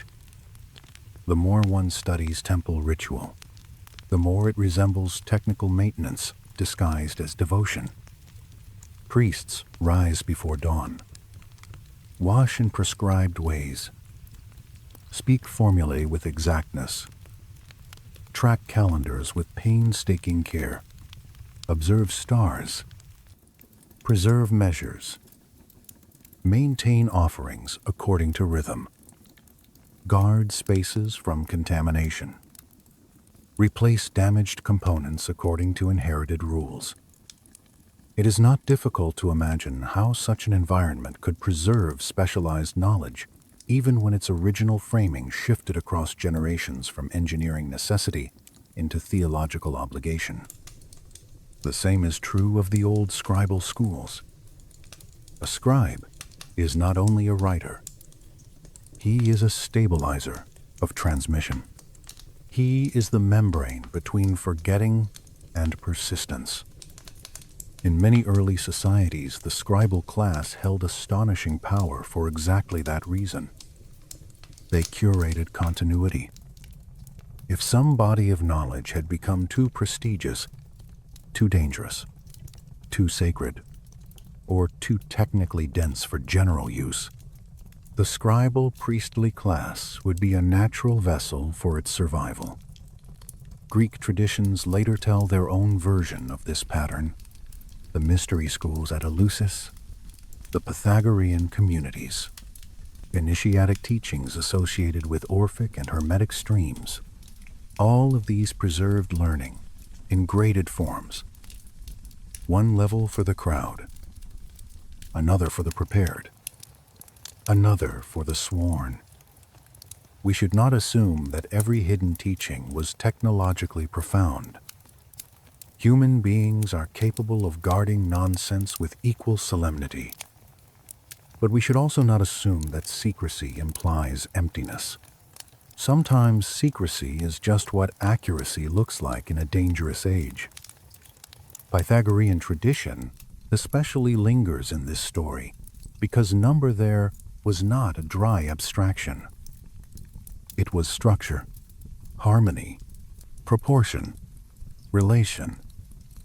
Number linked geometry to music, music to astronomy, astronomy to ethics. To modernize that braid may seem odd. To older minds, it was natural. Harmonic ratios heard in strings, measured in architecture, and observed in celestial recurrence belonged to one reality. A school that taught such things was not merely philosophical. It was scientific in a broad and ancient sense. That broadness matters, because much of the lost world theme makes no sense if we insist on modern category walls. A prehistoric civilization capable of advanced surveying, stone fitting, resonance engineering, metallurgy, and astronomical architecture would likely not separate those disciplines cleanly. Its knowledge keepers would move across domains. So did later temple architects. So did priest astronomers. So did alchemists. So did instrument makers. The jack of all trades was often the only person left holding the broken totality of an older system. When the classical world fractured, some of these lineages appear to have withdrawn into quieter channels. Monastic archives, guild practices, hermetic manuscripts, alchemical notebooks written in irritating symbols, Masonic geometry carried through craft secrecy, Islamic translation houses preserving Greek, Egyptian, Persian, and Indian materials with astonishing care. The continuity is not simple or pure. It is braided, interrupted, sometimes contaminated by fantasy, but alive enough to matter. I think that is the more mature way to see these traditions. Not as one perfect, uninterrupted chain from some vanished supercivilization, but as a long and patient salvage operation, each age saving what it can understand, misreading some of it, adorning some of it, improving some of it, losing plenty, passing on the rest. That helps explain the peculiar rhythm of history. Knowledge appears to sleep, then wake elsewhere under another name. Concrete with extraordinary durability in Rome. Sacred geometry in cathedrals. Acoustic intelligence in stone halls. Calendar exactness in Mesoamerica. Metallurgical surprises where they should not be. Precision maps too early. Deep sky memory in myth. Every generation thinks it is inventing from scratch. Often, it is also remembering through its hands. You know that feeling when you inherit a box of tools from a grandparent, and some of them are immediately understandable, while others remain mysterious. Beautifully made, obviously important, but no longer accompanied by instructions. That may be civilization itself. We are forever opening inherited boxes. The old mystery schools may have been, among other things, instruction manuals disguised as reverence. The initiate does not just learn doctrine. He learns sequence, proportion, silence, observation, purification, repetition, exact speech. These are not only spiritual disciplines, they are also the habits required for delicate technical work. A sloppy tongue corrupts a ritual. It also corrupts a formula. An undisciplined eye misses a star rise. It also misses a surveying error. A restless mind cannot hold long cycle knowledge. It cannot maintain a complex craft either. That is why I suspect the deepest ancient schools trained character as much as content. Not because morality is decorative, but because advanced knowledge in unstable societies becomes unusable if its carriers are impulsive, vain, or careless. The language of worthiness may sound mystical to us, but in practical terms, it also means reliability. When modern people scoff at symbolic language in old texts, I understand the reflex. Symbols can obscure. They can be used to fake depth. But symbols also compress. They store multiple instructions at once. Sacred stories can hold agricultural timing, celestial recurrence, ethical caution, and technical sequence in one memorable form. Oral cultures knew very well that what is vivid survives. A sterile manual may perish. A charged myth may travel for thousands of years in the mouth. This brings us to the strangest and perhaps most hopeful part of the whole story. Modern science, piece by piece, has begun validating corners of the old guarded knowledge without intending to. Not the grandest claims, perhaps. Not yet. But enough to make dismissal less comfortable. Quantum entanglement has forced physics to live with non-local relationships that once sounded metaphysical. Biological research has found coherence phenomena in living systems. Acoustic engineering has demonstrated levitation and precise matter manipulation in miniature. Materials science now creates structures with properties once reserved for legend. Remote sensing uncovers buried architecture at scales invisible from the ground. Computational analysis detects patterns in ancient alignments too complex for casual design. Suddenly, the old world no longer seems superstitious simply because it linked mind, matter, number, and cosmos in one vocabulary. That does not mean ancient traditions were always right. Of course they were not. But it does mean they may have preserved intuitions and methods that modernity discarded too quickly because they arrived wrapped in theology, initiation, or poetic language. There is something moving in that, I think. Humanity carrying bright fragments through dark intervals, then rediscovering their edges with new tools. The process is not clean. It can even be embarrassing.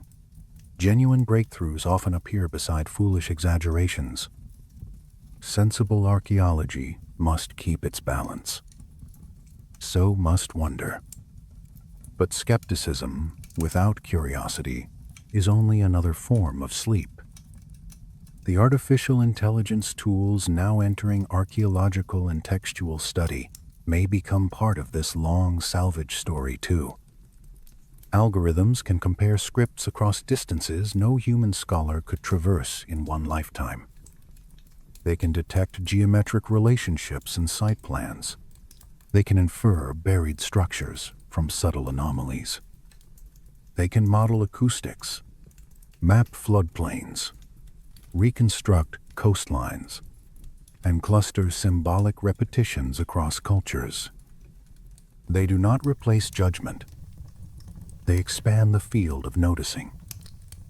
And noticing is where every recovery begins. Imagine, for a moment, what the next century might uncover if this patient noticing continues. More submerged settlements on drowned continental shelves. More pre-dynastic precision work in places thought too early. More evidence that calendar systems and astronomical architecture were coordinated across vast regions. More proof that knowledge moved through protected channels after catastrophe. More reasons to think of civilization not as a single ladder, but as an ocean tide of ascent, loss, and return. The emotional effect of that possibility is not grandiosity. It is responsibility. If earlier worlds rose and broke, if knowledge can be scattered and partially preserved, then our own age is not exempt from the same pattern. We like to imagine ourselves uniquely secure because our tools glow and hum. But continuity is always more fragile than comfort admits. Archives burn. Systems fail. Specialists die. Seas rise. Institutions hollow out. The story of lost civilizations is not really about the past alone. It is a mirror held very softly toward us. Perhaps that is why these mysteries hold people so tightly. Beneath the romance of vanished ages lies a simpler fear. Not merely that ancient humans were greater than we knew, but that greatness itself is easier to lose than we like to believe. Still, I do not think the old evidence leaves us with despair. The longer I sit with it, the more it suggests the opposite. Human beings are astonishing preservers.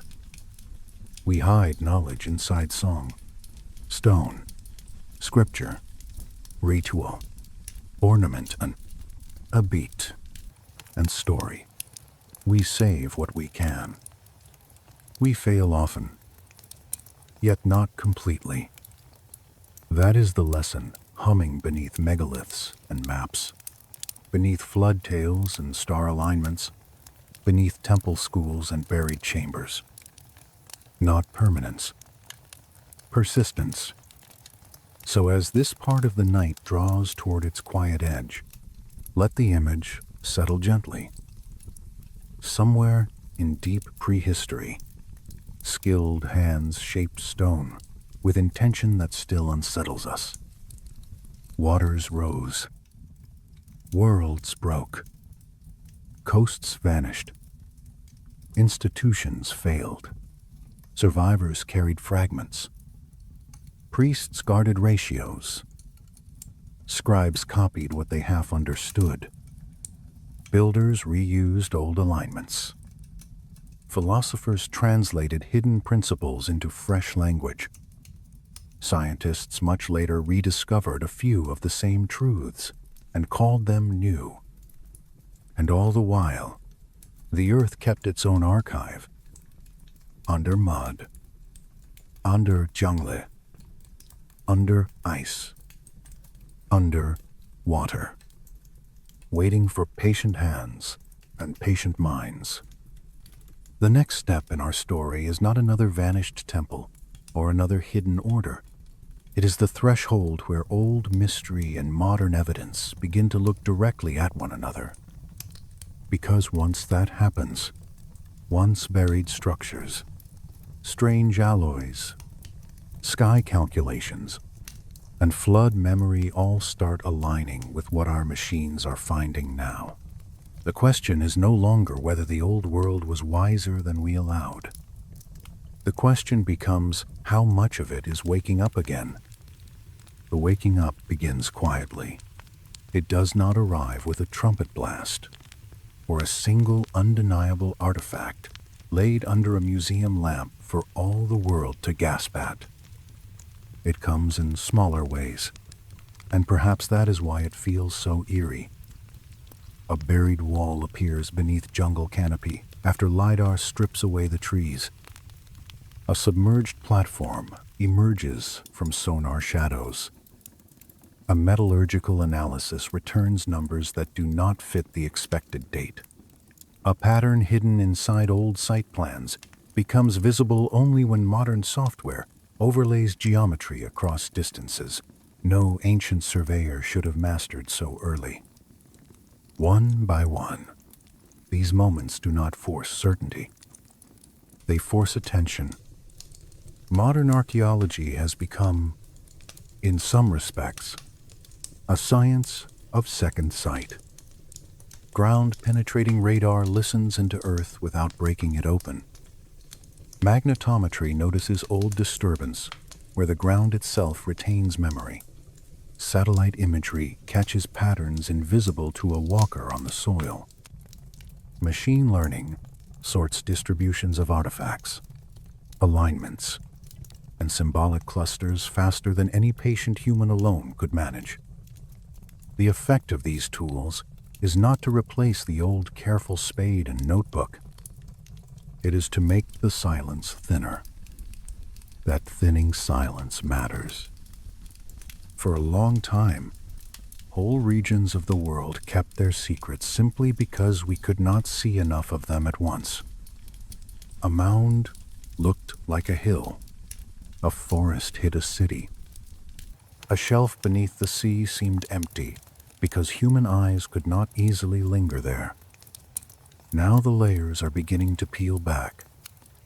In Central America, LiDAR revealed that familiar monumental centers were only the visible summits of much wider urban and ceremonial landscapes. Roads, terraces, reservoirs, defensive lines, and hidden platforms appeared beneath green cover like thoughts returning after a fever. In Southeast Asia, enormous engineered environments emerged through similar methods, showing hydraulic sophistication and urban planning at scales that would once have seemed exaggerated. In regions long treated as peripheral, remote sensing keeps finding order where the old imagination preferred emptiness. And every time such a hidden landscape rises into view, the same quiet correction follows. The ancients were not smaller in mind than we were told. They were larger in system. That may be the key phrase. Larger in system. Because an isolated marvel can always be dismissed as a fluke, a burst of genius, a local anomaly. But when roads, waterworks, survey lines, astronomical orientations, acoustic chambers, quarry networks, storage facilities, and symbolic programs appear together, the fluke explanation begins to feel childish. Systems imply planning, and planning implies continuity, education, and inherited method. If you were standing at one of these sites at dusk, after the tourists have gone and the air has cooled a little, you might feel what the data alone cannot give you. Not romance, exactly. More like density. The sense that the place was made by minds, balancing many variables at once. Water and stone. Sound and light. Horizon and ritual. Storage and procession. Control and beauty. That density is the fingerprint of mature knowledge. New analytical methods are also teaching us to reread old materials rather than only unearth new ones.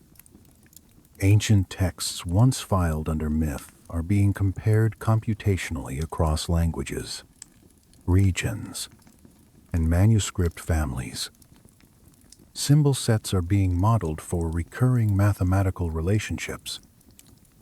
Narrative motifs are being clustered beside astronomical cycles and geological signatures. None of this magically turns legend into literal reportage, but it does reveal that old stories are often more structured than casual readers realize. Flood narratives are a good example. For generations, they were treated either as sacred truth, childish fable, or psychological archetype. But when geological evidence for abrupt climate shifts, meltwater surges, coastal inundation, and regional catastrophe is placed beside globally distributed flood memory, the old contempt begins to look misplaced. The stories may still be shaped by theology and poetry. Of course, human memory always dresses truth in local clothing. Yet beneath the clothing, a body remains. The same can be said for the stories of first times, golden ages, divine teachers, and vanished builders. Perhaps not every account refers to one historical civilization. Perhaps several memories have braided together. Perhaps some stories preserve trauma, some preserve prestige, and some preserve method. But the insistence with which early cultures looked backward toward older wisdom should itself be counted as evidence of something.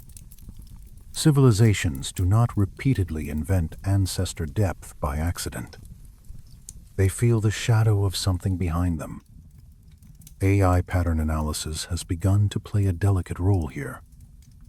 Again, not as oracle, but as magnifier. Feed enough site plans, enough alignments, enough topographic models, and enough cultural data sets into a machine, and it can begin to surface relationships that the naked eye would never keep stable long enough to test. Sometimes these relationships collapse under scrutiny, as they should. False patterning is always a risk. But sometimes the machine only makes visible what was there all along, waiting for a mind large enough to hold the comparison. For example, recurring geometric principles across monuments separated by geography and culture are becoming easier to test rigorously rather than merely admire vaguely. Standardized ratios, cardinal orientations with meaningful deviations, repeating proportional systems linked to solar and lunar events, engineered drainage or sound behaviors converging on similar physical solutions. Such convergences do not automatically prove common origin, but they do enlarge the space of serious inquiry. Material science has become another patient revealer. Under microscopes and spectrometers, old artifacts stop being just old objects and become process records. Grain structures disclose cooling regimes. Surface marks reveal tool action. Trace elements betray ore sources and alloy intent. Wear patterns expose how something moved, was gripped, or was fitted. Ancient concrete, metal, ceramics, pigments, and stone surfaces are all beginning to answer questions that previous generations did not know how to ask. This can be strangely intimate. A laboratory report, dry on the page, may tell you that some craftsperson, 4,000 or 10,000 years ago, controlled heat better than expected, or selected additives deliberately, or understood how stress would travel through a joint. Suddenly, an ancient hand becomes not distant, but almost embarrassingly present. You can feel the decision in it. And then there is the sea, that great accomplice to forgetting. Sea level rise after the last ice age swallowed immense amounts of habitable coastal land. Precisely the kind of land where dense populations, maritime exchange, and early technical ingenuity might have flourished. We often speak of prehistory as if its record is simply thin. But much of that record may be underwater, not erased, just hidden in the one place we looked least effectively until recently. Underwater archaeology is still difficult, expensive, and often frustrating. Currents shift. Visibility fails. Dating is hard. Natural formations mimic design, and design can erode into natural-looking ambiguity. Yet enough submerged sites and suspicious formations have emerged to keep the question alive. Structures off Japan, India, the Mediterranean, and other shelves continue to provoke debate. Some are almost certainly overinterpreted. Some remain genuinely puzzling. Together they remind us how incomplete our visible archive still is.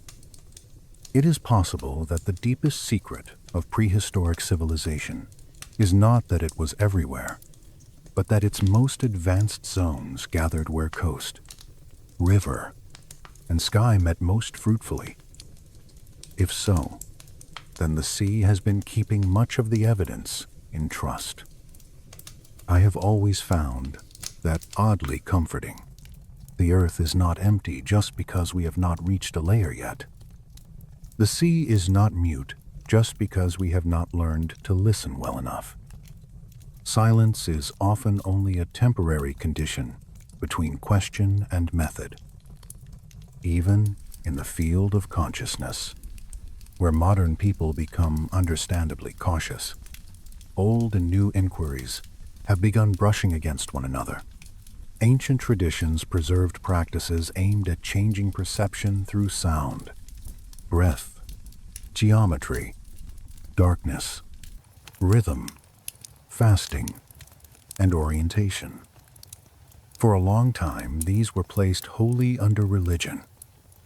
Now, neuroscience and physiology have begun confirming that many such methods do alter cognition, mood, sensory integration, and temporal experience in lawful, measurable ways.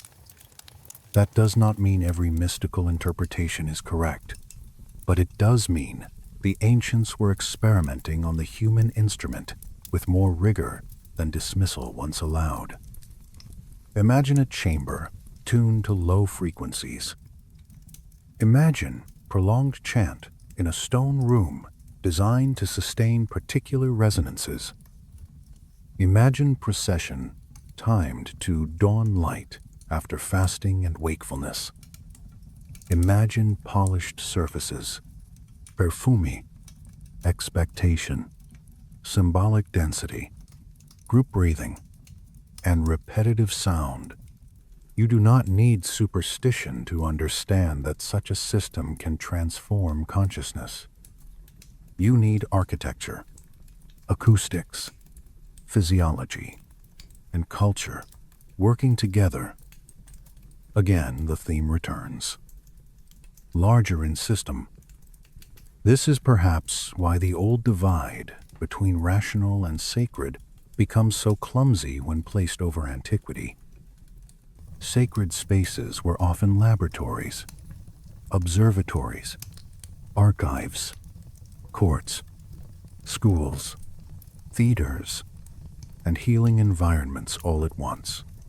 Their users may not have spoken in modern scientific vocabulary, but the operations were often methodical.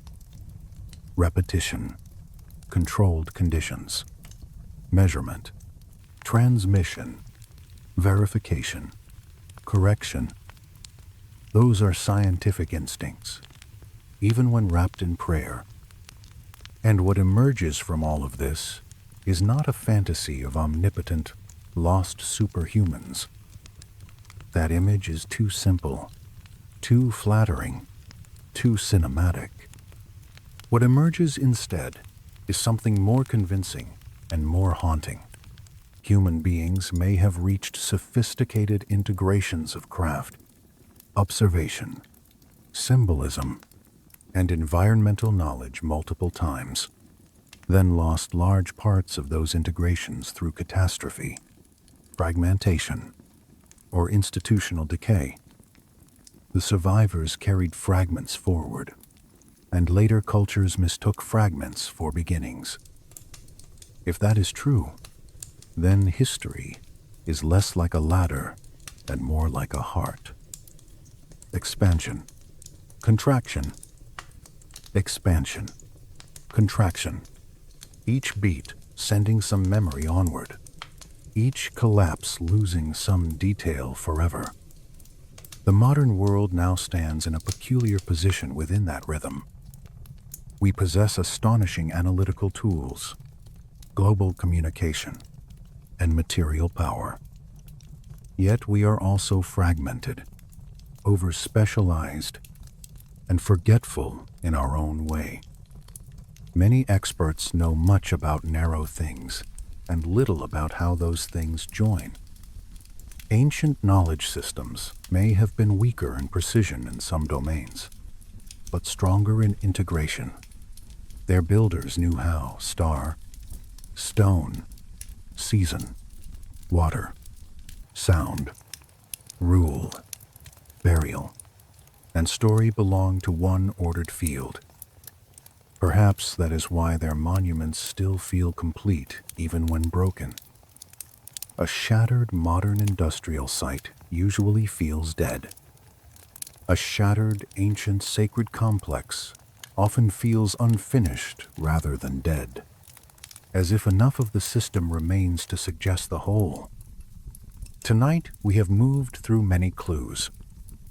Buried circles in Turkey, stone walls in Peru, hidden memory beneath Egyptian foundations, old flood trauma in the mouths of many peoples, impossible-looking maps, sky instruments in stone, early metals that arrived too soon, resonant chambers that turned architecture into sound, schools of guarded transmission, modern machines listening back into the ground.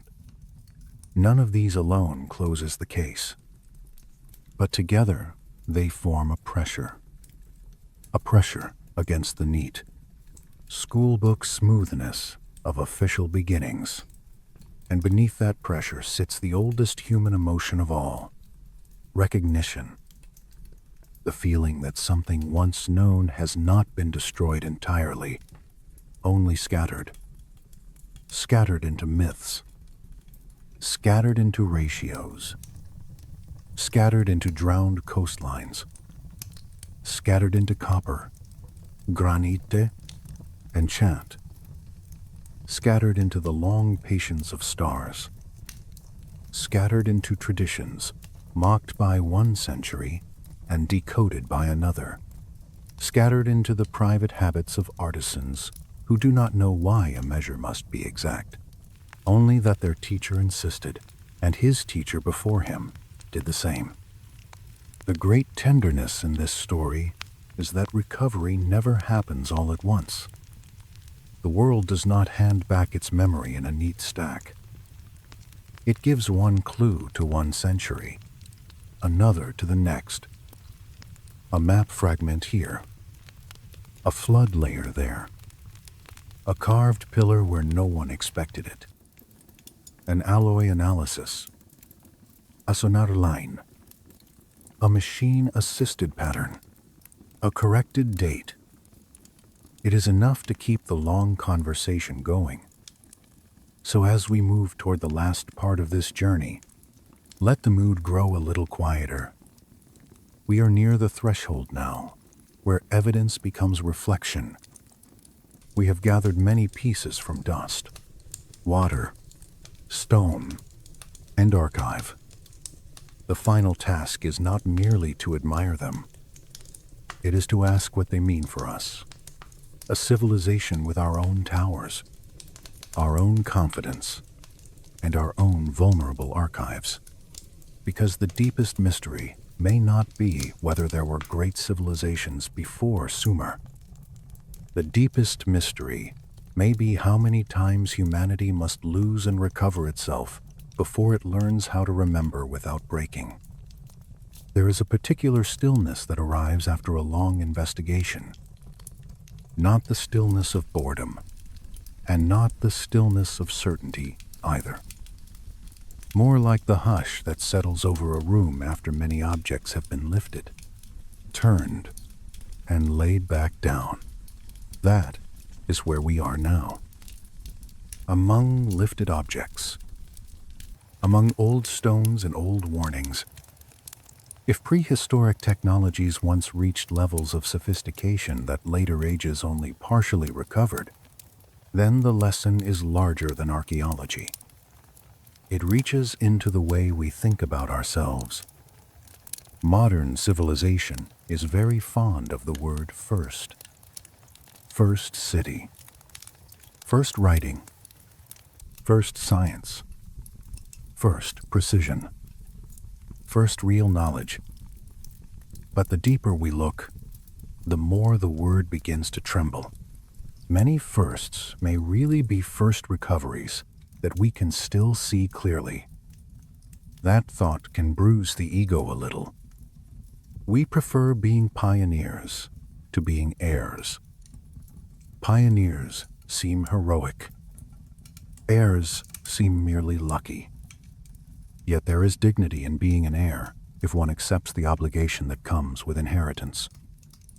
An heir must learn what was saved, what was misread, what was lost, and what ought never to be lost again. This may be why the old stories of golden ages continue to haunt cultures that do not share language, geography, or religion. The idea returns because it answers something emotionally true. Human beings sense that wisdom can decline. We know, almost instinctively, that technical skill and moral restraint do not always rise together. We suspect that a society can be dazzling and fragile at once. So we tell stories about earlier worlds, not only to glorify them, but to warn ourselves. The warning in this story is subtle. The lost civilizations, if they existed in the ways the evidence increasingly allows us to imagine, were not failures because they lacked intelligence. They may have failed because catastrophe arrived faster than continuity could absorb, or because complexity itself became brittle, or because power and wisdom drifted apart. In that sense, they are not alien to us. They are intimate. Look around the modern world for a moment, very softly. Vast infrastructures, too large for most citizens to understand in full. Knowledge distributed across fragile networks of specialists. Communication systems that feel eternal until they stop. Food, water, navigation, memory, governance, and energy held together by intricate interdependence. If one wanted to design a civilization capable of both brilliance and sudden vulnerability, one would design something rather like ours. Perhaps that is why the prehistoric mystery has gained such force in recent years. It is not merely that people enjoy hidden chambers and impossible stones.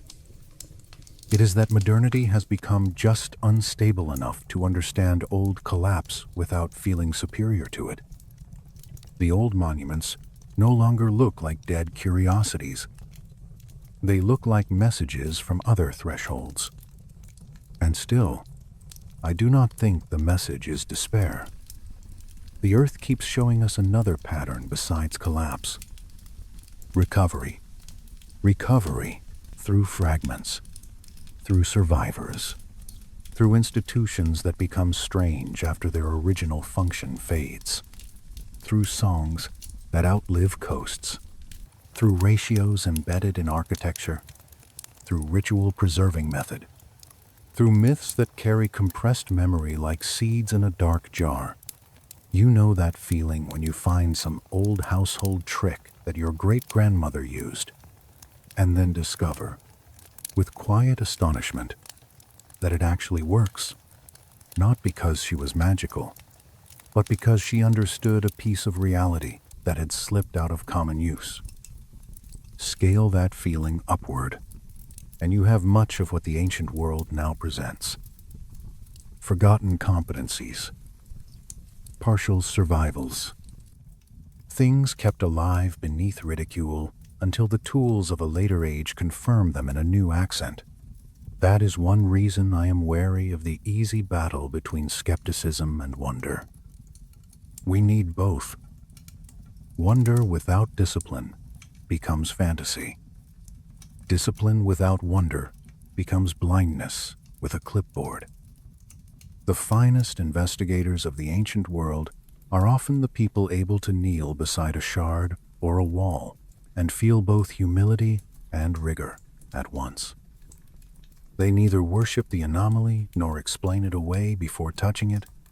If you were to walk tonight through a museum after hours, past darkened glass and labels written in calm official fonts, you might feel the peculiar loneliness of objects divorced from system. A drilled stone, a bronze gear, a polished bead, a map fragment, a ceremonial blade. A block fits so precisely it still embarrasses us. Each object sits under its own pool of light, but what it longs for is not admiration. It longs for context. It wants its vanished school, harbor, quarry, observatory, sand, and coastline back. That may be what we are really searching for when we speak of civilizations before Sumerians. Not simply an older date, a context large enough for the evidence to breathe properly. The conventional story gave us chronology without enough atmosphere. It arranged humanity into a clean ascent and mistook missing evidence for missing capability. But absence in the record is a treacherous thing. Sometimes it means people truly could not. Sometimes it means the sea took the harbor. Sometimes it means the archive burned. Sometimes it means the wrong hill was dug. Sometimes it means the knowledge was deliberately folded into symbols because the age could not be trusted with plain speech. And sometimes, simply, it means we asked the wrong question. For generations, the question was, how did primitive people manage this surprising thing? That question carries its own answer hidden inside it. Primitive. The newer and better question is, what kind of system would make this thing normal? Once you ask that, everything changes. The monument is no longer an exception. It is evidence of a world proportionate to it. A world with surveyors, teachers, tool makers, quarry planners, water managers, record keepers, calendar keepers, ritual specialists, mathematical memory, maybe sea routes, maybe guarded archives, maybe schools hidden inside temples or courts, maybe all of these at once. That is a civilization. Not because it has a crown or a known king list, but because it can reproduce complexity. And once a civilization can reproduce complexity, it does not vanish all at once either. It splinters. One branch keeps the astronomy, another keeps the medicine, another the geometry, another the burial rites, another the metallurgy, another the songs of drowned places, another the sacred stories that sound ridiculous until somebody recognizes inside them a calendar, a star cycle, a flood pulse, a seismic memory, or a coded measure. This is where the old mystery schools become less melodramatic and more human. They may simply have been places where splintered complexity was rehearsed, protected, and handed on in survivable doses. Their language became symbolic not because they hated clarity, but because symbolism travels where manuals perish. A ratio hidden in a hymn can survive invasion more easily than a tablet labeled engineering notes. Modernity is now oddly close to understanding that old strategy. We do something similar, though we flatter ourselves with different words. We compress immense operations into code, protocols, standards, and visual abstractions. The difference is that we imagine our storage systems immune to time. The ancients, having perhaps lived closer to disruption, often stored redundancy inside culture itself. That may prove the wiser archive in the end. There is another quiet lesson, too. One not about intelligence, but about scale. The old world often built for durations that embarrass our own age. Stone fit to endure. Alignments designed for recurring sky events far beyond one lifetime. Ritual calendars maintained across generations. Memory systems that assumed children would stand where grandparents stood and look where they looked. Such work requires a different relationship to time. Less impatient, less quarterly, more ancestral, more planetary. If prehistoric civilizations before Sumer really did exist in some advanced form, then one of their greatest technologies may have been temporal patience. Not just what they knew, but how long they were willing to look, refine, encode, and transmit. We still marvel at the product while forgetting the duration that made the product possible. The stars teach this especially well. Any culture that tracks long celestial cycles learns humility whether it wants to or not. You cannot bully a precession cycle. You cannot hurry a lunar standstill. You cannot negotiate with solstice light. You either attend or you forget. Perhaps this is why so many ancient knowledge systems braided ethics into astronomy. To watch truly is already a form of moral training. It disciplines the self against haste. Maybe that is what our age needs from these mysteries more than any recovered device or forgotten alloy. Not the fantasy of secret power, but the restoration of disciplined attention. To look longer, to compare more carefully, to preserve with less arrogance, to admit that progress can conceal amnesia, to become worthy heirs.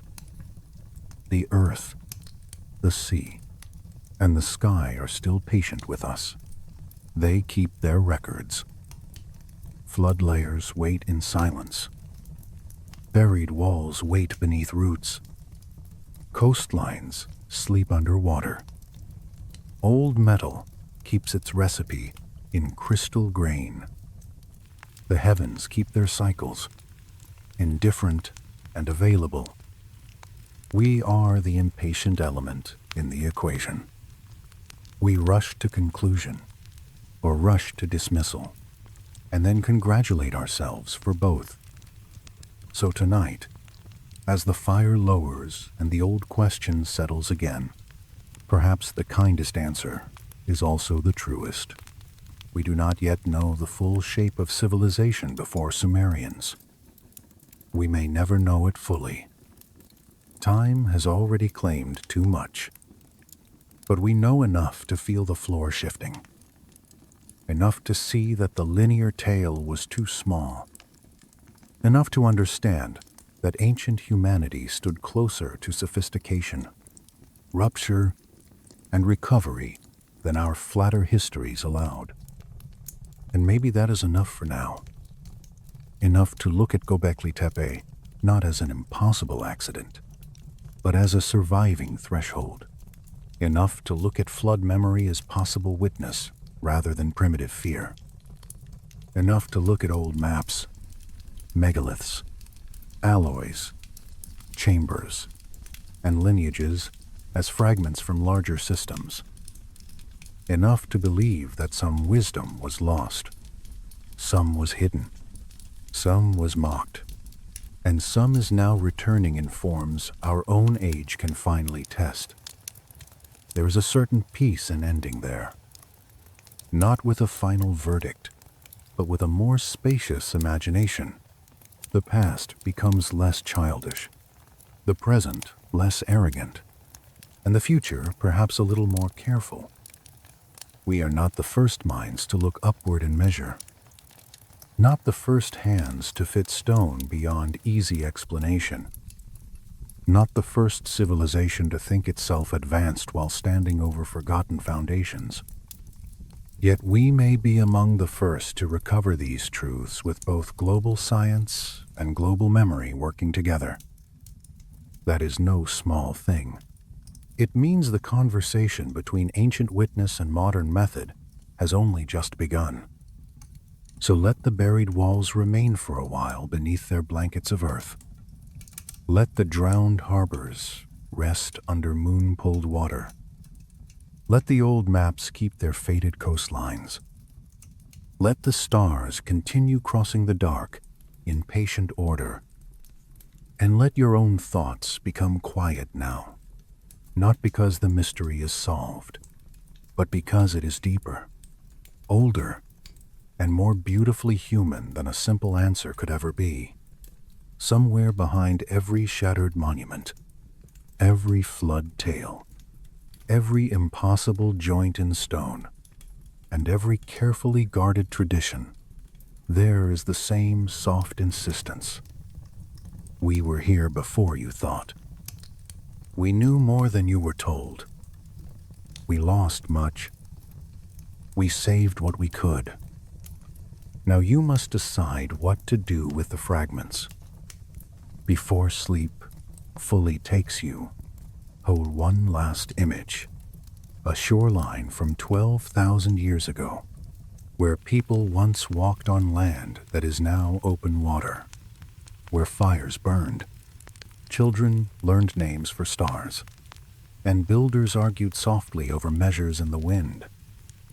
Then the water rises, the roots vanish, the houses go dark, and still a few survivors carry songs inland.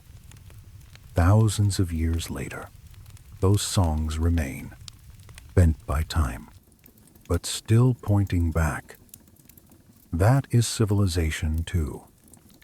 Not only the thing built, but the thing remembered after breaking. The room is dim now. The questions are gentler. The lost builders can fade back into shadow for the night, carrying their measures, their songs, their stars, and their unfinished instructions with them. You have listened long enough to feel their presence, and perhaps that is all a good mystery asks before sleep. Not conquest, not certainty, only respect, and the willingness to remember that human greatness has risen before, vanished before, and may rise again with wiser hands. Good night.